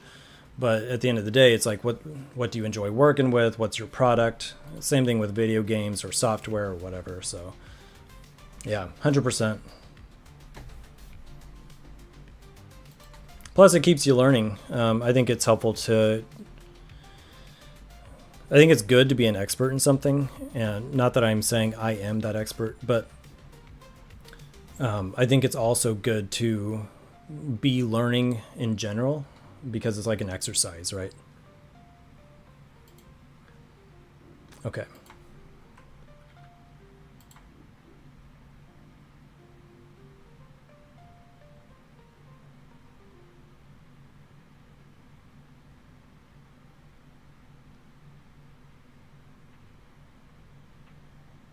Okay, so if the variable on fire of the enemy is true, we're going to create the particle at their center location, and hopefully that looks about right. And we're going to then stick that particle. So enemy on fire particle, stick to the enemy.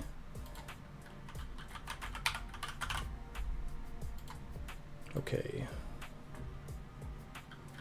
So now when the enemy is destroyed, that should also be destroyed. And I want to rotate that as well. Because they by default will face to the right. So we're going to change that angle to 270, which should be upward.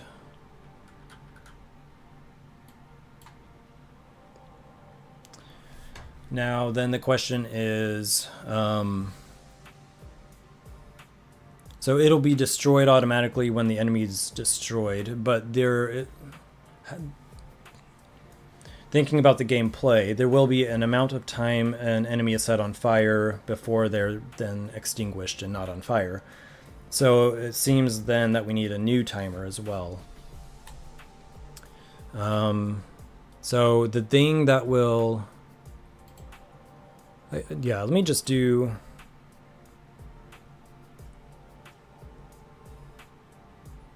a new event below.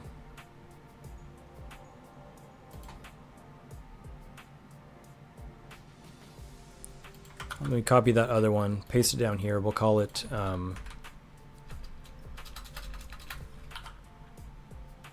time, or we'll just call it on fire. And we'll say that they're on fire for 3 seconds to test it out.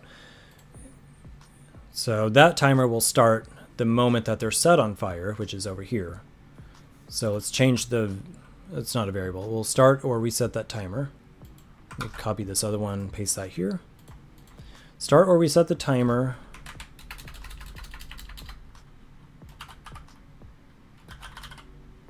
Right there, on fire. Okay, let me just run through my logic here real quick, so make sure I didn't miss anything. Yeah, we have our conditions when they will take the damage.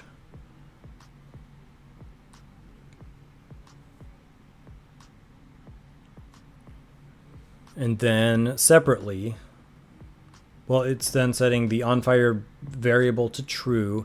And then separately, if that variable is true, then we're creating this particle.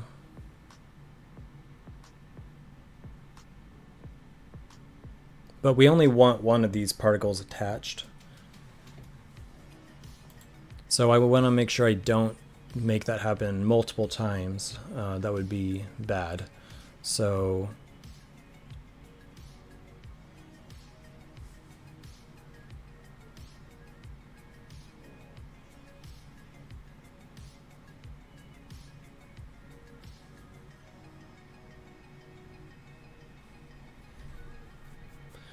all right.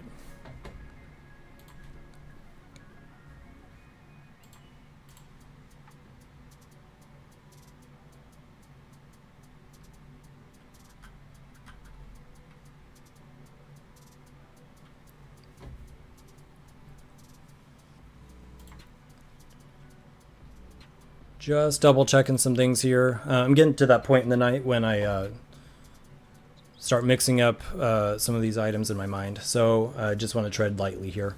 So we've got the variable on fire set to true, creating the object, sticking it, rotating it, and starting the timer. And then if the timer is greater than or equal to 3 seconds, then we're going to change the on fire variable to false, so that they're extinguished. So right here. Then, so I could do a trigger once for this one right here where we're creating the particle, but I don't think that's enough. I'm gonna need a little bit more here.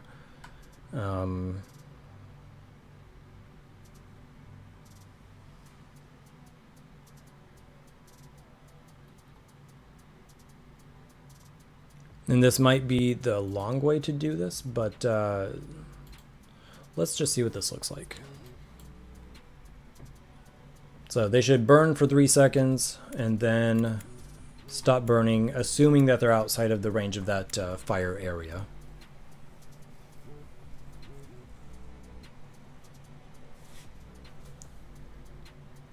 And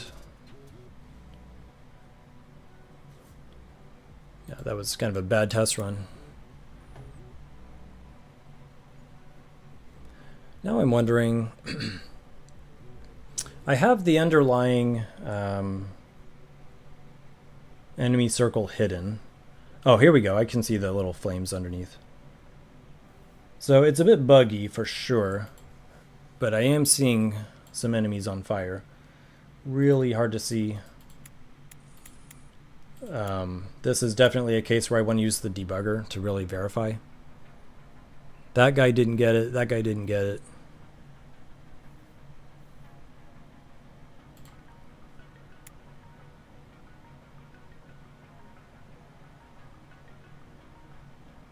So if I pause, pull up the debugger, refresh, and then I look at some of the, I've named them enemy backers. If I pull up one of those,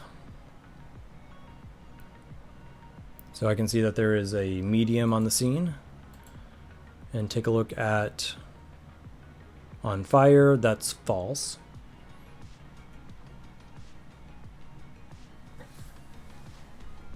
I can't really tell which one that is. It might have been this guy right here. Yeah, in fact, it is that guy. He should be on fire. And he's not. So that's definitely something to fix. But down here, it looks like something's burning. So let's see who that is.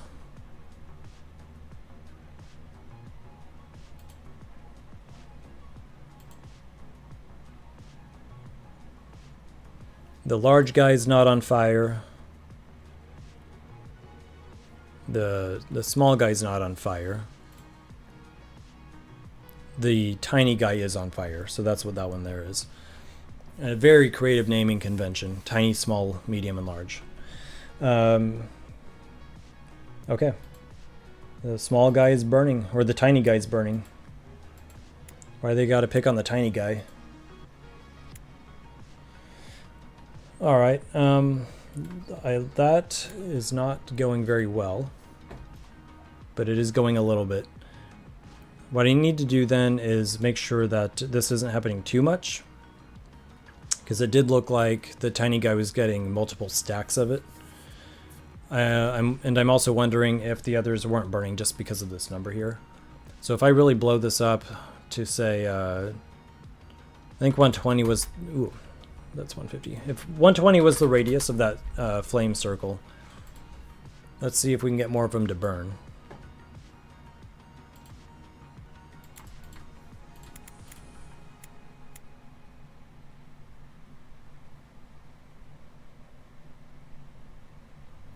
Well, they're dying.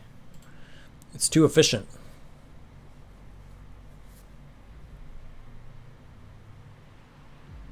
They don't like to burn, though. They take the damage. That guy, he was burning. It's gone now.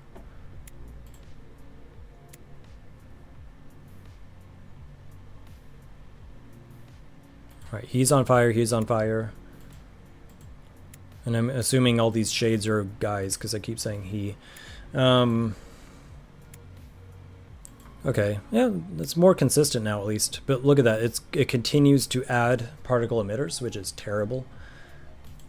So it's definitely effective. It's too effective. I think I need to add a variable to each enemy. I was hoping to do it with only timers. Because it's way easier to just plug that in.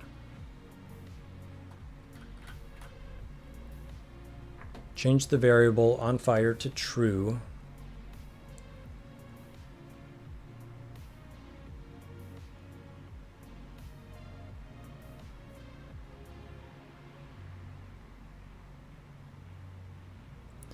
Let me try this a different way. Let me move this up here, and I'll check that it's false. Kind of thought I already did this. So if they're within the zone and the on fire variable is false, we'll change it to true, but we also want to create, maybe do this as like a sub event. Create the particle and then separately, if they've been burning for 3 seconds, set that to false. And then if it's false, and they're still within range, and it's been another 3 seconds, it'll repeat this cycle. Let's try this. That might have been it. I hope.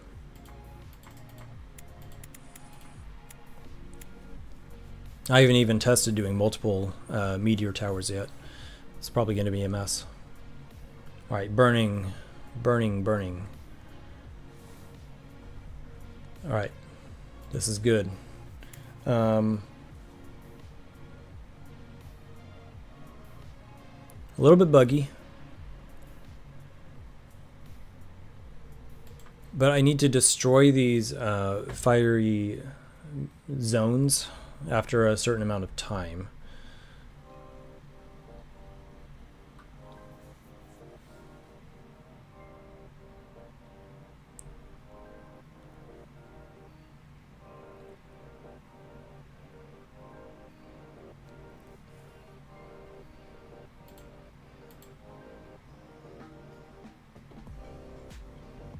And here's why they're not all deleting. I created the objects, the flame, the smoke, and the underlying light, but I did not stick them, so I'm going to go ahead and do that now.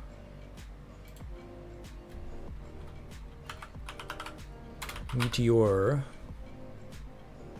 ground flame, stick to the splash zone. And then similarly, we'll do the same for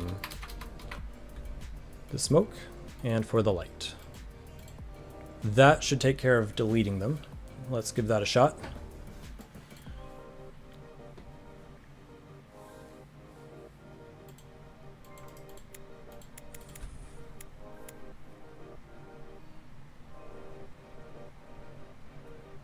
All right, enemies burning, enemies burning. The zone went away, the zone went away. And we've got a very rogue meteor up there. Where is that going? That was hilarious.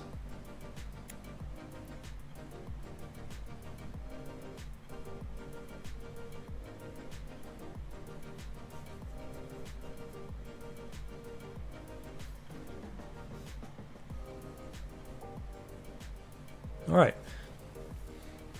Definitely some oddities here, but we're making progress.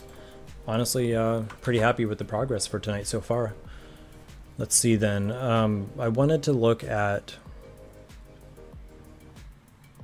Oh, well, I didn't even start to test doing multiple at the same time. Obviously, I've got bugs to squash here in my off time. Let's put a couple of these out here. We'll just start with 2 and see what happens.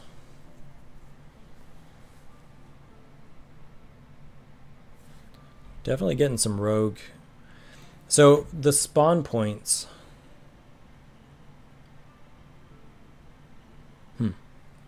So what we have here are some lights that got dropped. Those should have been destroyed when their meteors were destroyed. And we also obviously have this one here. I think it started to be created and then it had nowhere to go. But it should look more like this one down here. So that's a bit of a problem. What happens if I drop another tower?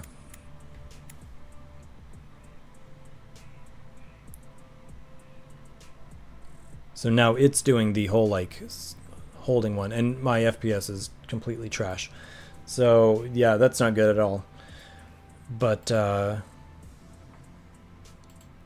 it is progress. What time do I have? 10?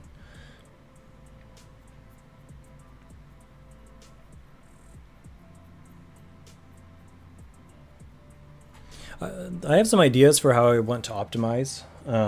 If I continue to do all of these different particles, I need to be smart about it. So I'm thinking what I'll do in the future is whenever I'll have it check for the number of particular particle emitters on the scene, and as that number goes up, basically the visual quality, the number of particles per emitter will go down. And that might be sort of a direct way of addressing having too many on the scene at once. So I do have some ideas. I know right now it's pretty much trash in terms of performance. As long as I can get the functionality in there, I can always disable the visuals and just make sure that I have an actual functioning game. So, which is pretty much where I am. What happens if I destroy towers on the fly? Try to figure out exactly which topics need to be addressed here. So if I have these and they're creating meteors and then I destroy halfway through,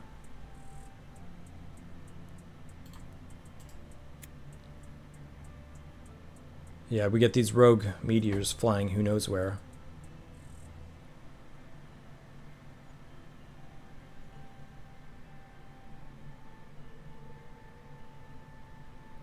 It's tweening, and it's gone.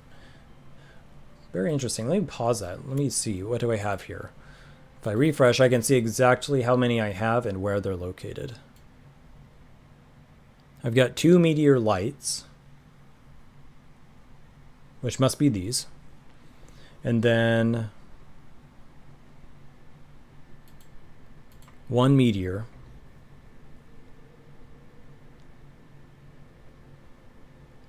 located at 368, 432, which must be this one right here. I guess that other one got destroyed. What I should do, since they're doing that weird behavior, I could add a destroy when outside of the scene. Let me double check if that was a built-in behavior I had. That would be for...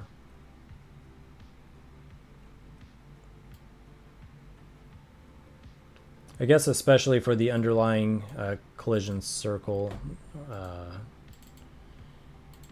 me double check.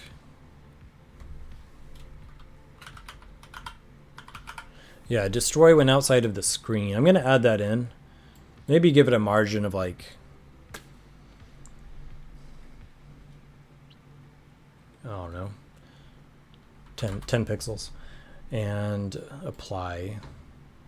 Just to make sure I don't have anything going rogue outside, and especially for these guys down here.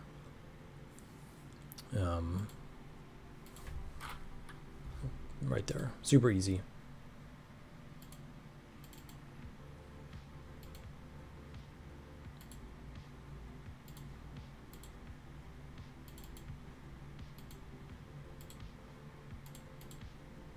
Apply.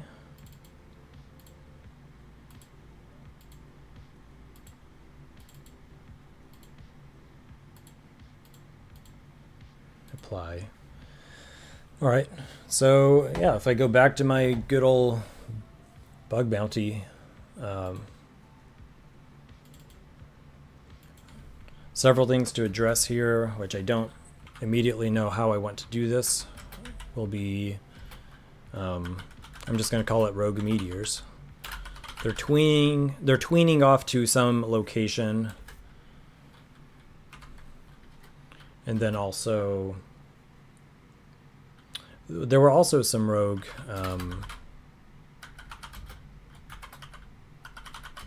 meteor lights. They got dropped off, but they should have been destroyed. So the list is growing, but this is good. Good for me because I know exactly what to work on. Move that out of the way here. All right.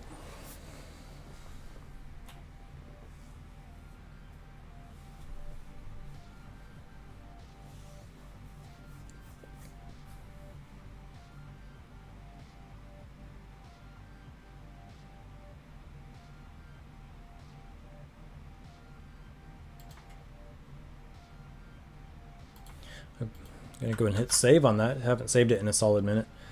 Let's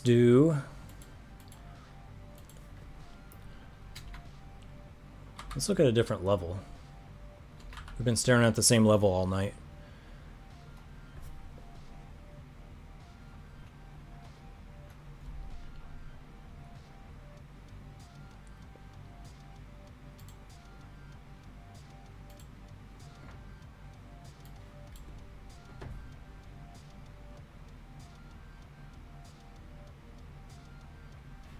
Let that load up. Oh, forgot to change this. So I found a way to do different levels without actually doing different levels. And what I mean by that is instead of changing the scene for a new level, I'm actually keeping the scene the same and then changing the background animation as well as the location of a couple of key objects, such as that lamp light. So if I go into my game scene events, toward the top, I have a global level variable. And then depending on what that global variable is, it will change the location of those objects, such as the enemy spawners. So let me go to the global variables, change the global level, say to 3, for example, and apply. Now it should automatically pull up a different background.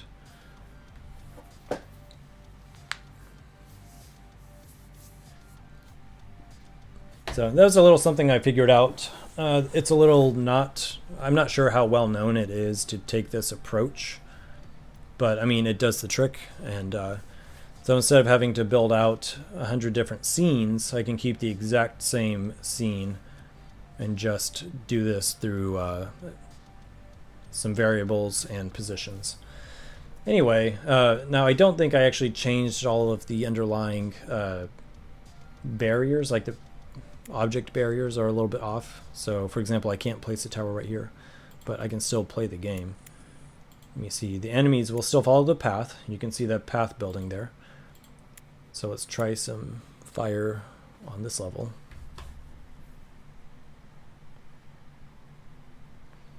Yeah, that bugs me, seeing that light kind of stuck to the bottom left instead of exactly where the meteor is. It's almost like a reflection underneath it, isn't it?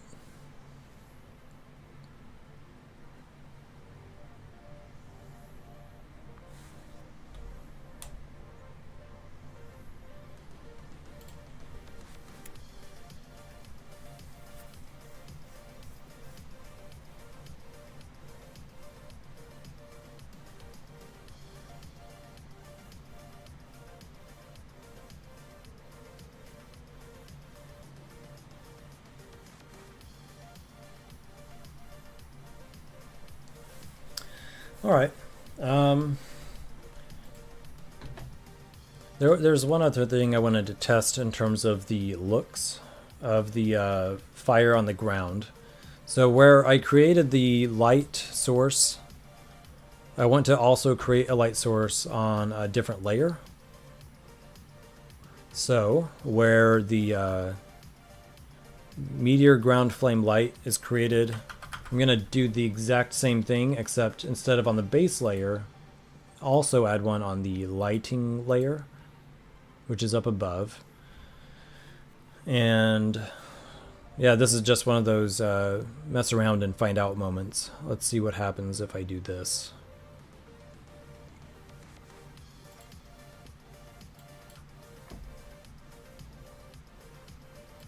Add the tower in. Here we go.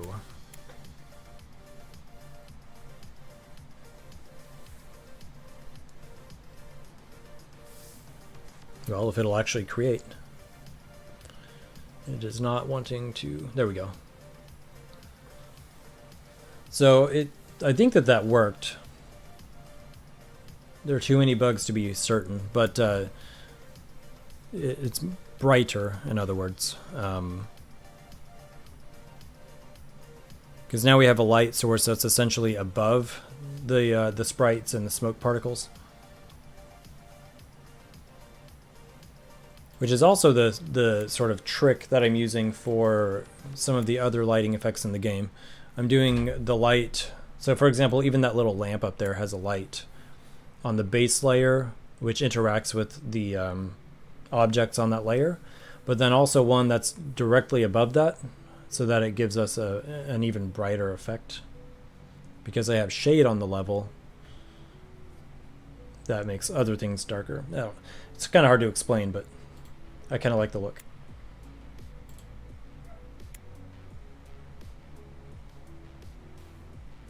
Yeah, hopefully that extra light there really helps make it pop. Probably do the same thing. I need to add a light to the burning enemies. So let me do that as well.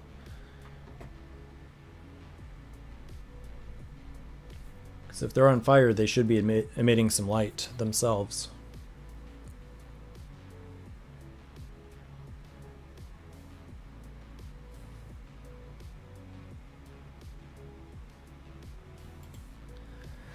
Alright, let's see. Probably grab this bullet light, duplicate that. We'll call it enemy on fire light. Open that up.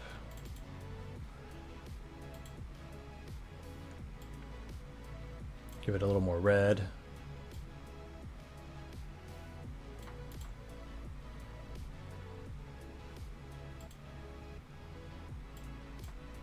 Okay. Now that radius would be 100's fine. Should be fine.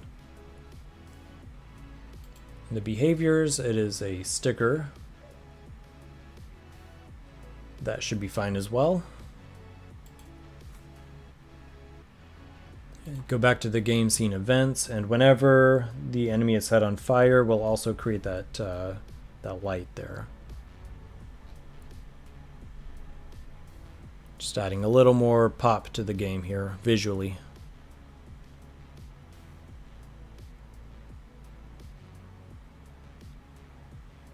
So we're going to create an object here.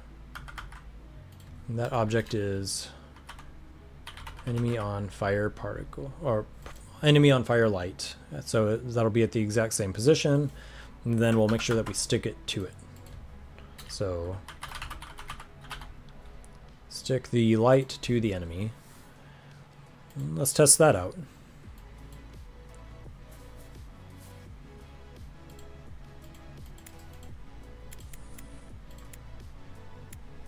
So when they're burning, hopefully they emit some light, which they do appear to be. Boom.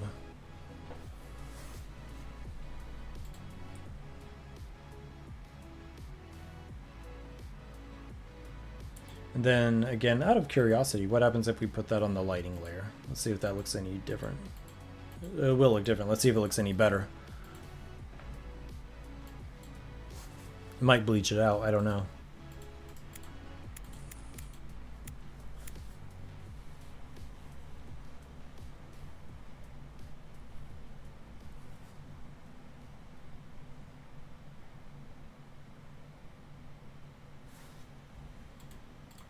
So many bugs.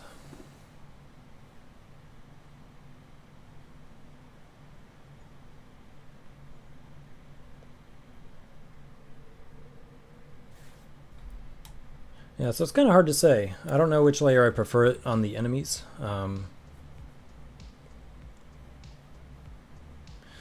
It'd be easier to tell if I didn't have all these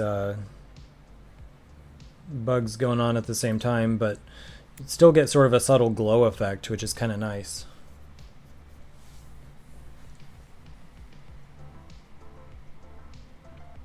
So I think I'm good with that for now. I'm gonna go ahead and save this. And one thing I'm gonna do is I'm gonna go ahead and duplicate this scene out. Just a little bit of sort of a very loose version of version control and backups. What is today?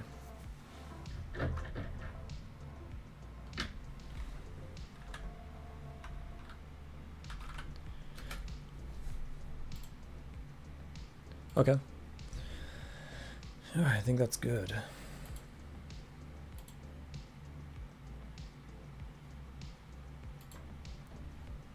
What else?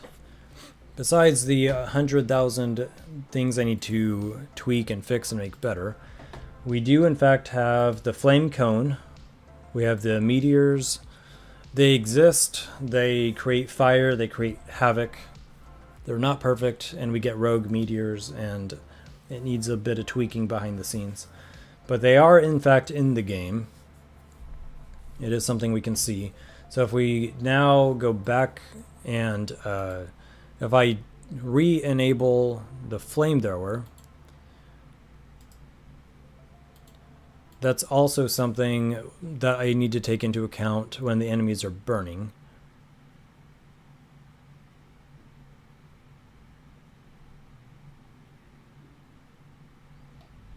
Because both damage types will be able to set them on fire. Enemy health text is stuck. Change the text. Why is that one? Do you ever look at things you wrote and wonder what you were thinking? I'm going to go ahead and delete all of these other events here as well from my last live stream, because that was not working at all. Do not need those. Okay, I do need this. And this.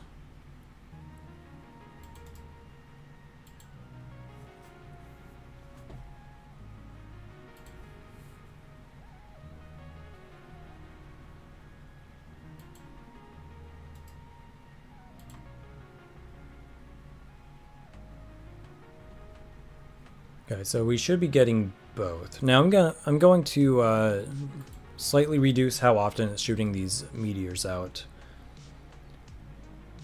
And I'm going to set that to like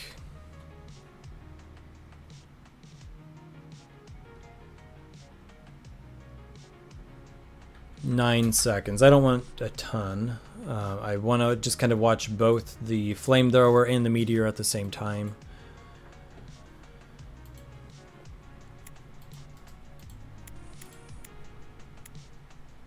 Alright, no enemies on scene, it does nothing. Add enemies. Once they're in range, you're going to get a flamethrower cone, and every 9 seconds it'll, in theory, shoot a meteor out. But it kind of looks like there's still one stuck in the middle there too. They are burning. They're shining light as well. As you can see there, it did not create the fire zone on the ground. That's a problem. It did that time. Exactly, all the time.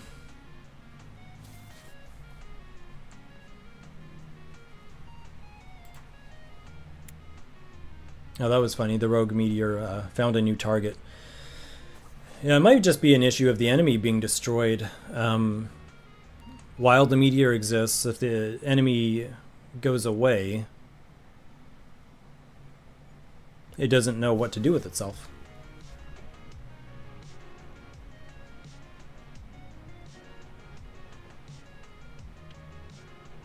And if that's the case, I think I understand how to fix it.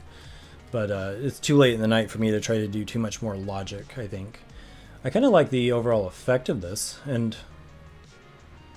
putting that light behind all that red really makes it pop. Now, that's sort of like an Eye of Sauron effect. I'm not exactly going for that, but... Alright, let me add burning for enemies caught in the flamethrower.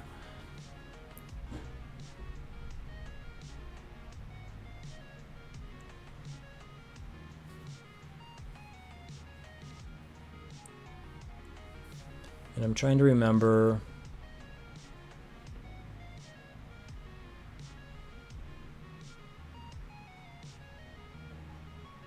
Alright, right here.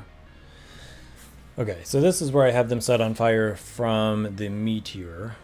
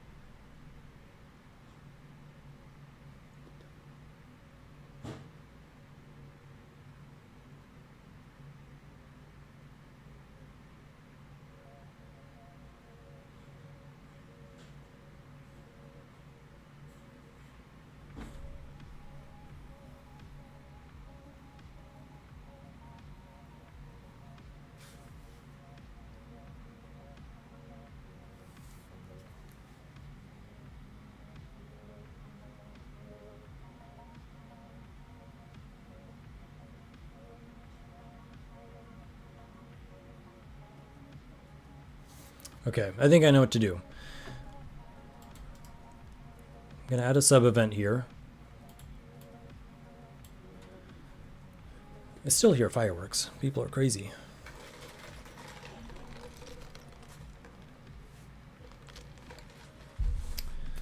Alright, so... And yes, I did just use my t-shirt as a towel. The timer... I'm going to drag some things down here, I think. The variable on fire is false.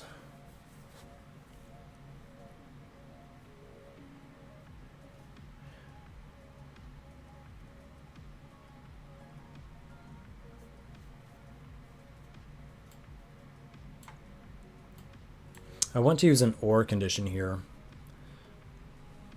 and see if I can work this out between both the meteor and the flamethrower. Yeah, Five-Eyed Frog, you have a good night. Get some rest, recover, and I hope you have a good rest of your weekend, man.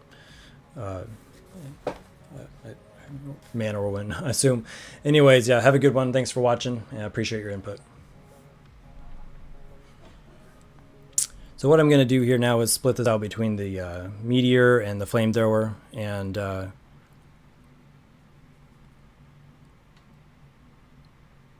make it so that I don't have to do two different for each events, because that would be bad for performance.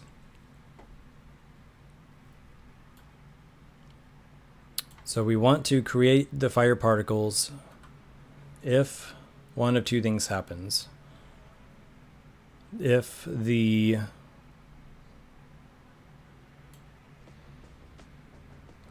so I guess I'll create a timer for the flamethrower.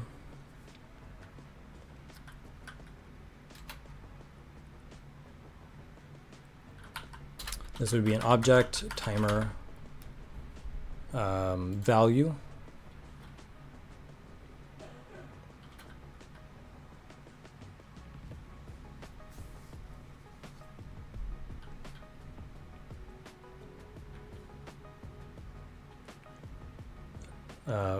All right, so keep losing my train of thought. It's definitely getting to that point in the night. Value of object timer. This would be the object. My goodness. Of the enemy itself. Yeah. Actually, let me just straight up copy this. Why am I taking the long road? But we'll call it enemy backers. I don't know, flame cone.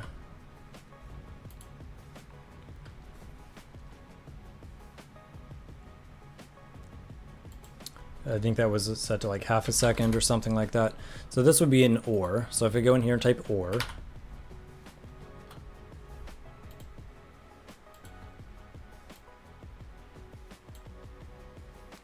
so if one of these conditions is true, so it'll be a flame cone timer or a meteor timer, then it'll do the stuff over here.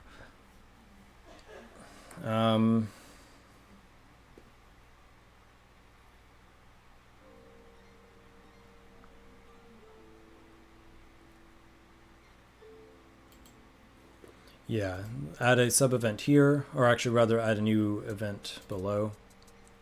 Move the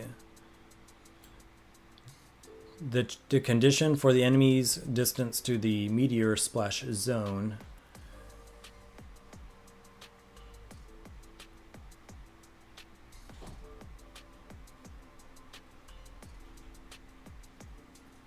And set, if they are in that zone, then we will apply, we'll set the on fire variable to true.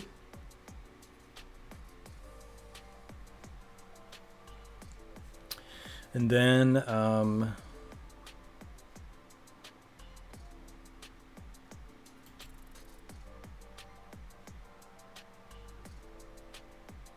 where was I checking? It's right up here, isn't it?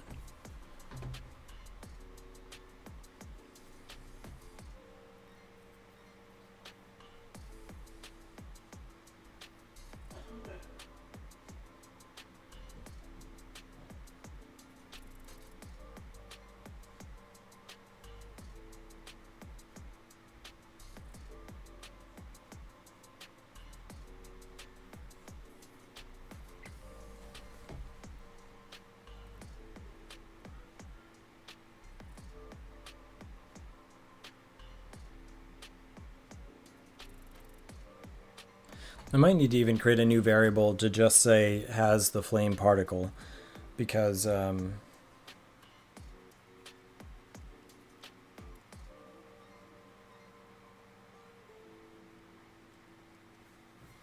don't know, it depends. Later on it's going to turn into a chance to burn rather than always happening. So again, that's why what I'm doing here is still going to be changed at some point. I just want to try to make this as clean as I can while I'm here. And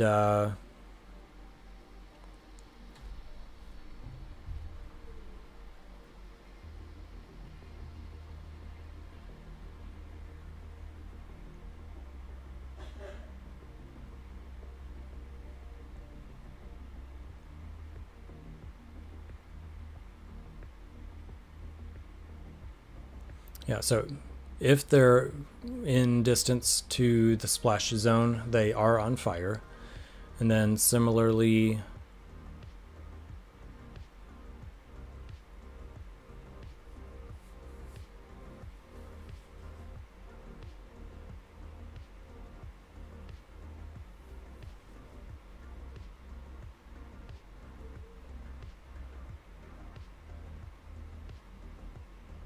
yeah, so let me just actually copy that, paste that up here.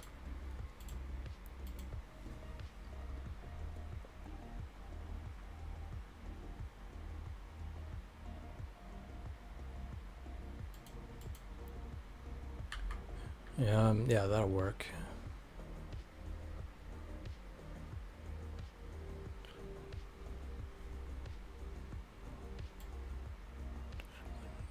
Yeah, so for now we'll just continue to apply 1 point of damage per timer. So this will be for the flame cone. That's using the 0.4 seconds. Every 0.4 seconds while within range, they can take a point of damage. And then the distance to the meteor splash zone.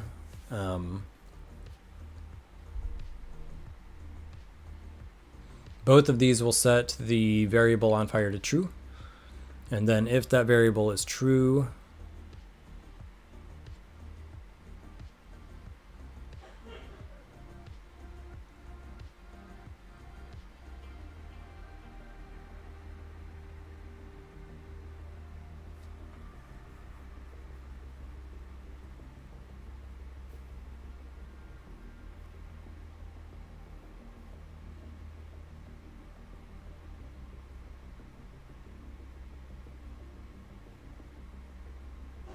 yeah, I only want them to burn for 3 seconds right now.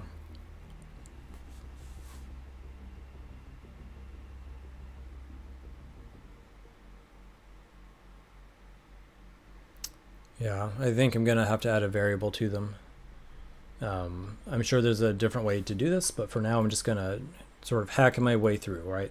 So let's just do has flame particles. Copy that, because I know I can make this work. I say I know I can, but we'll see. And add that to each of these. Oops. Boolean.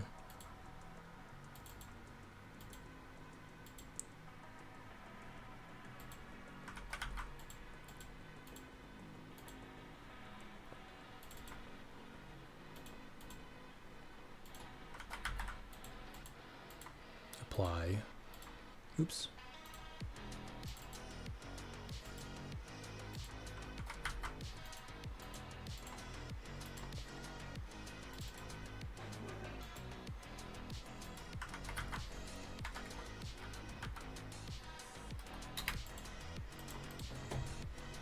Okay.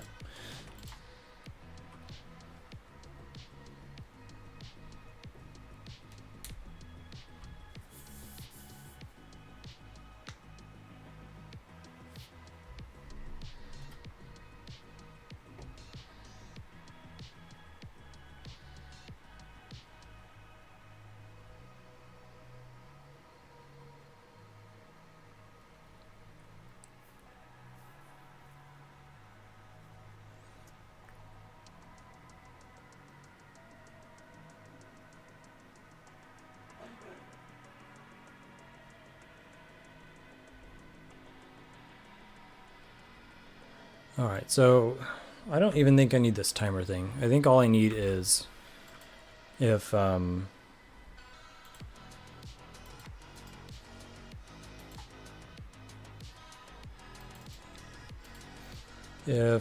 fire is true,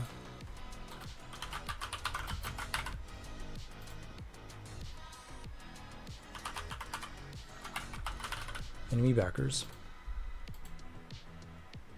So if that is true, and then also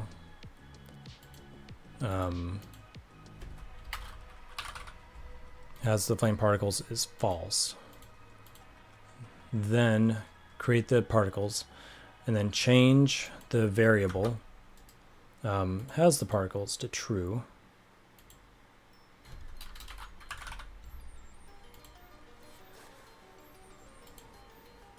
That way we only get one per instance, per act, not trying to stack 100 emitters on top of each other. And then if the timer enemy backers on fire is greater than or equal to 3, we're going to set both of those back to false.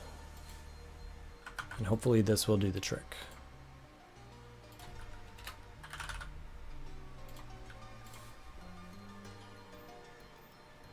Preview.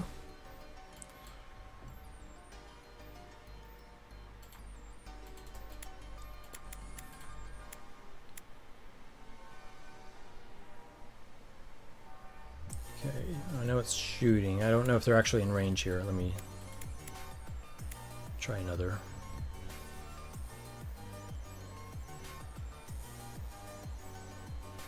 Yeah, not getting set on fire from the flamethrower. Got demolished by the meteor. So let's see here. Distance to the tower. What is the flame cone range? What did I set that to? That was a global 200. Let me just make that really huge for now. Apply. So that will change the variable on fire to true. And then if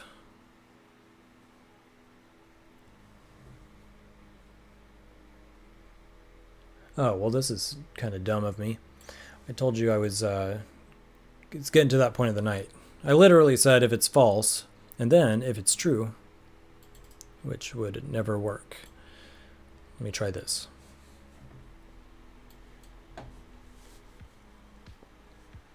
I think Five-Eyed Frog had the right idea. It's about bedtime. It's an awesome name. Got to figure out the story behind that one. All right, he's burning. We have burnage.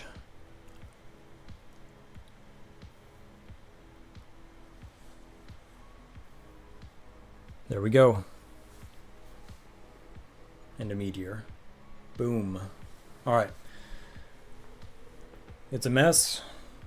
Don't hate me for it, but we're going to call it a night. We accomplished a lot. Okay. It's saved. All right. We got quite a lot accomplished tonight. So if you've been watching along, you see that we successfully tweaked the meteor so that we're getting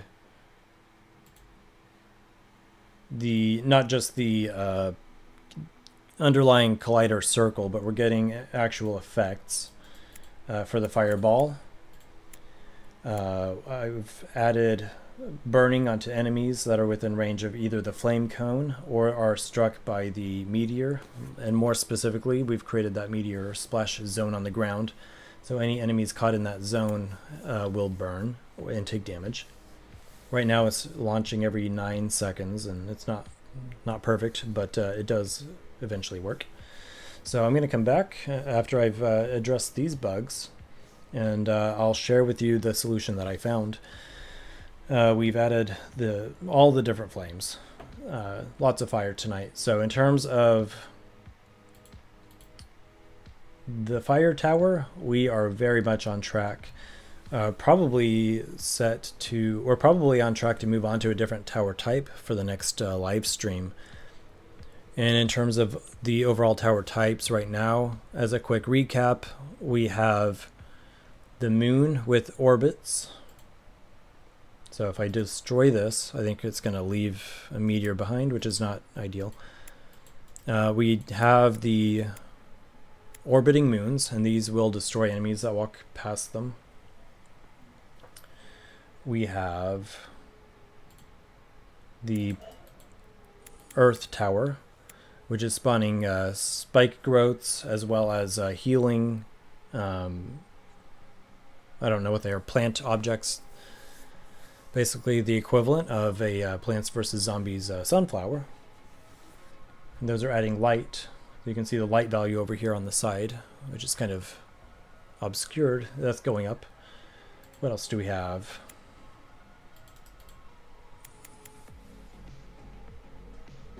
I think that's generally it so far, in terms of yeah, in terms of upgraded towers, that's about it for now. But the progress is speeding up, contrary to popular belief. So lots of things for me to address here. But if you've been watching along, thanks so much for watching. Until next time, I'll catch you later. And yeah, I hope you have fewer bugs than I do in your endeavors.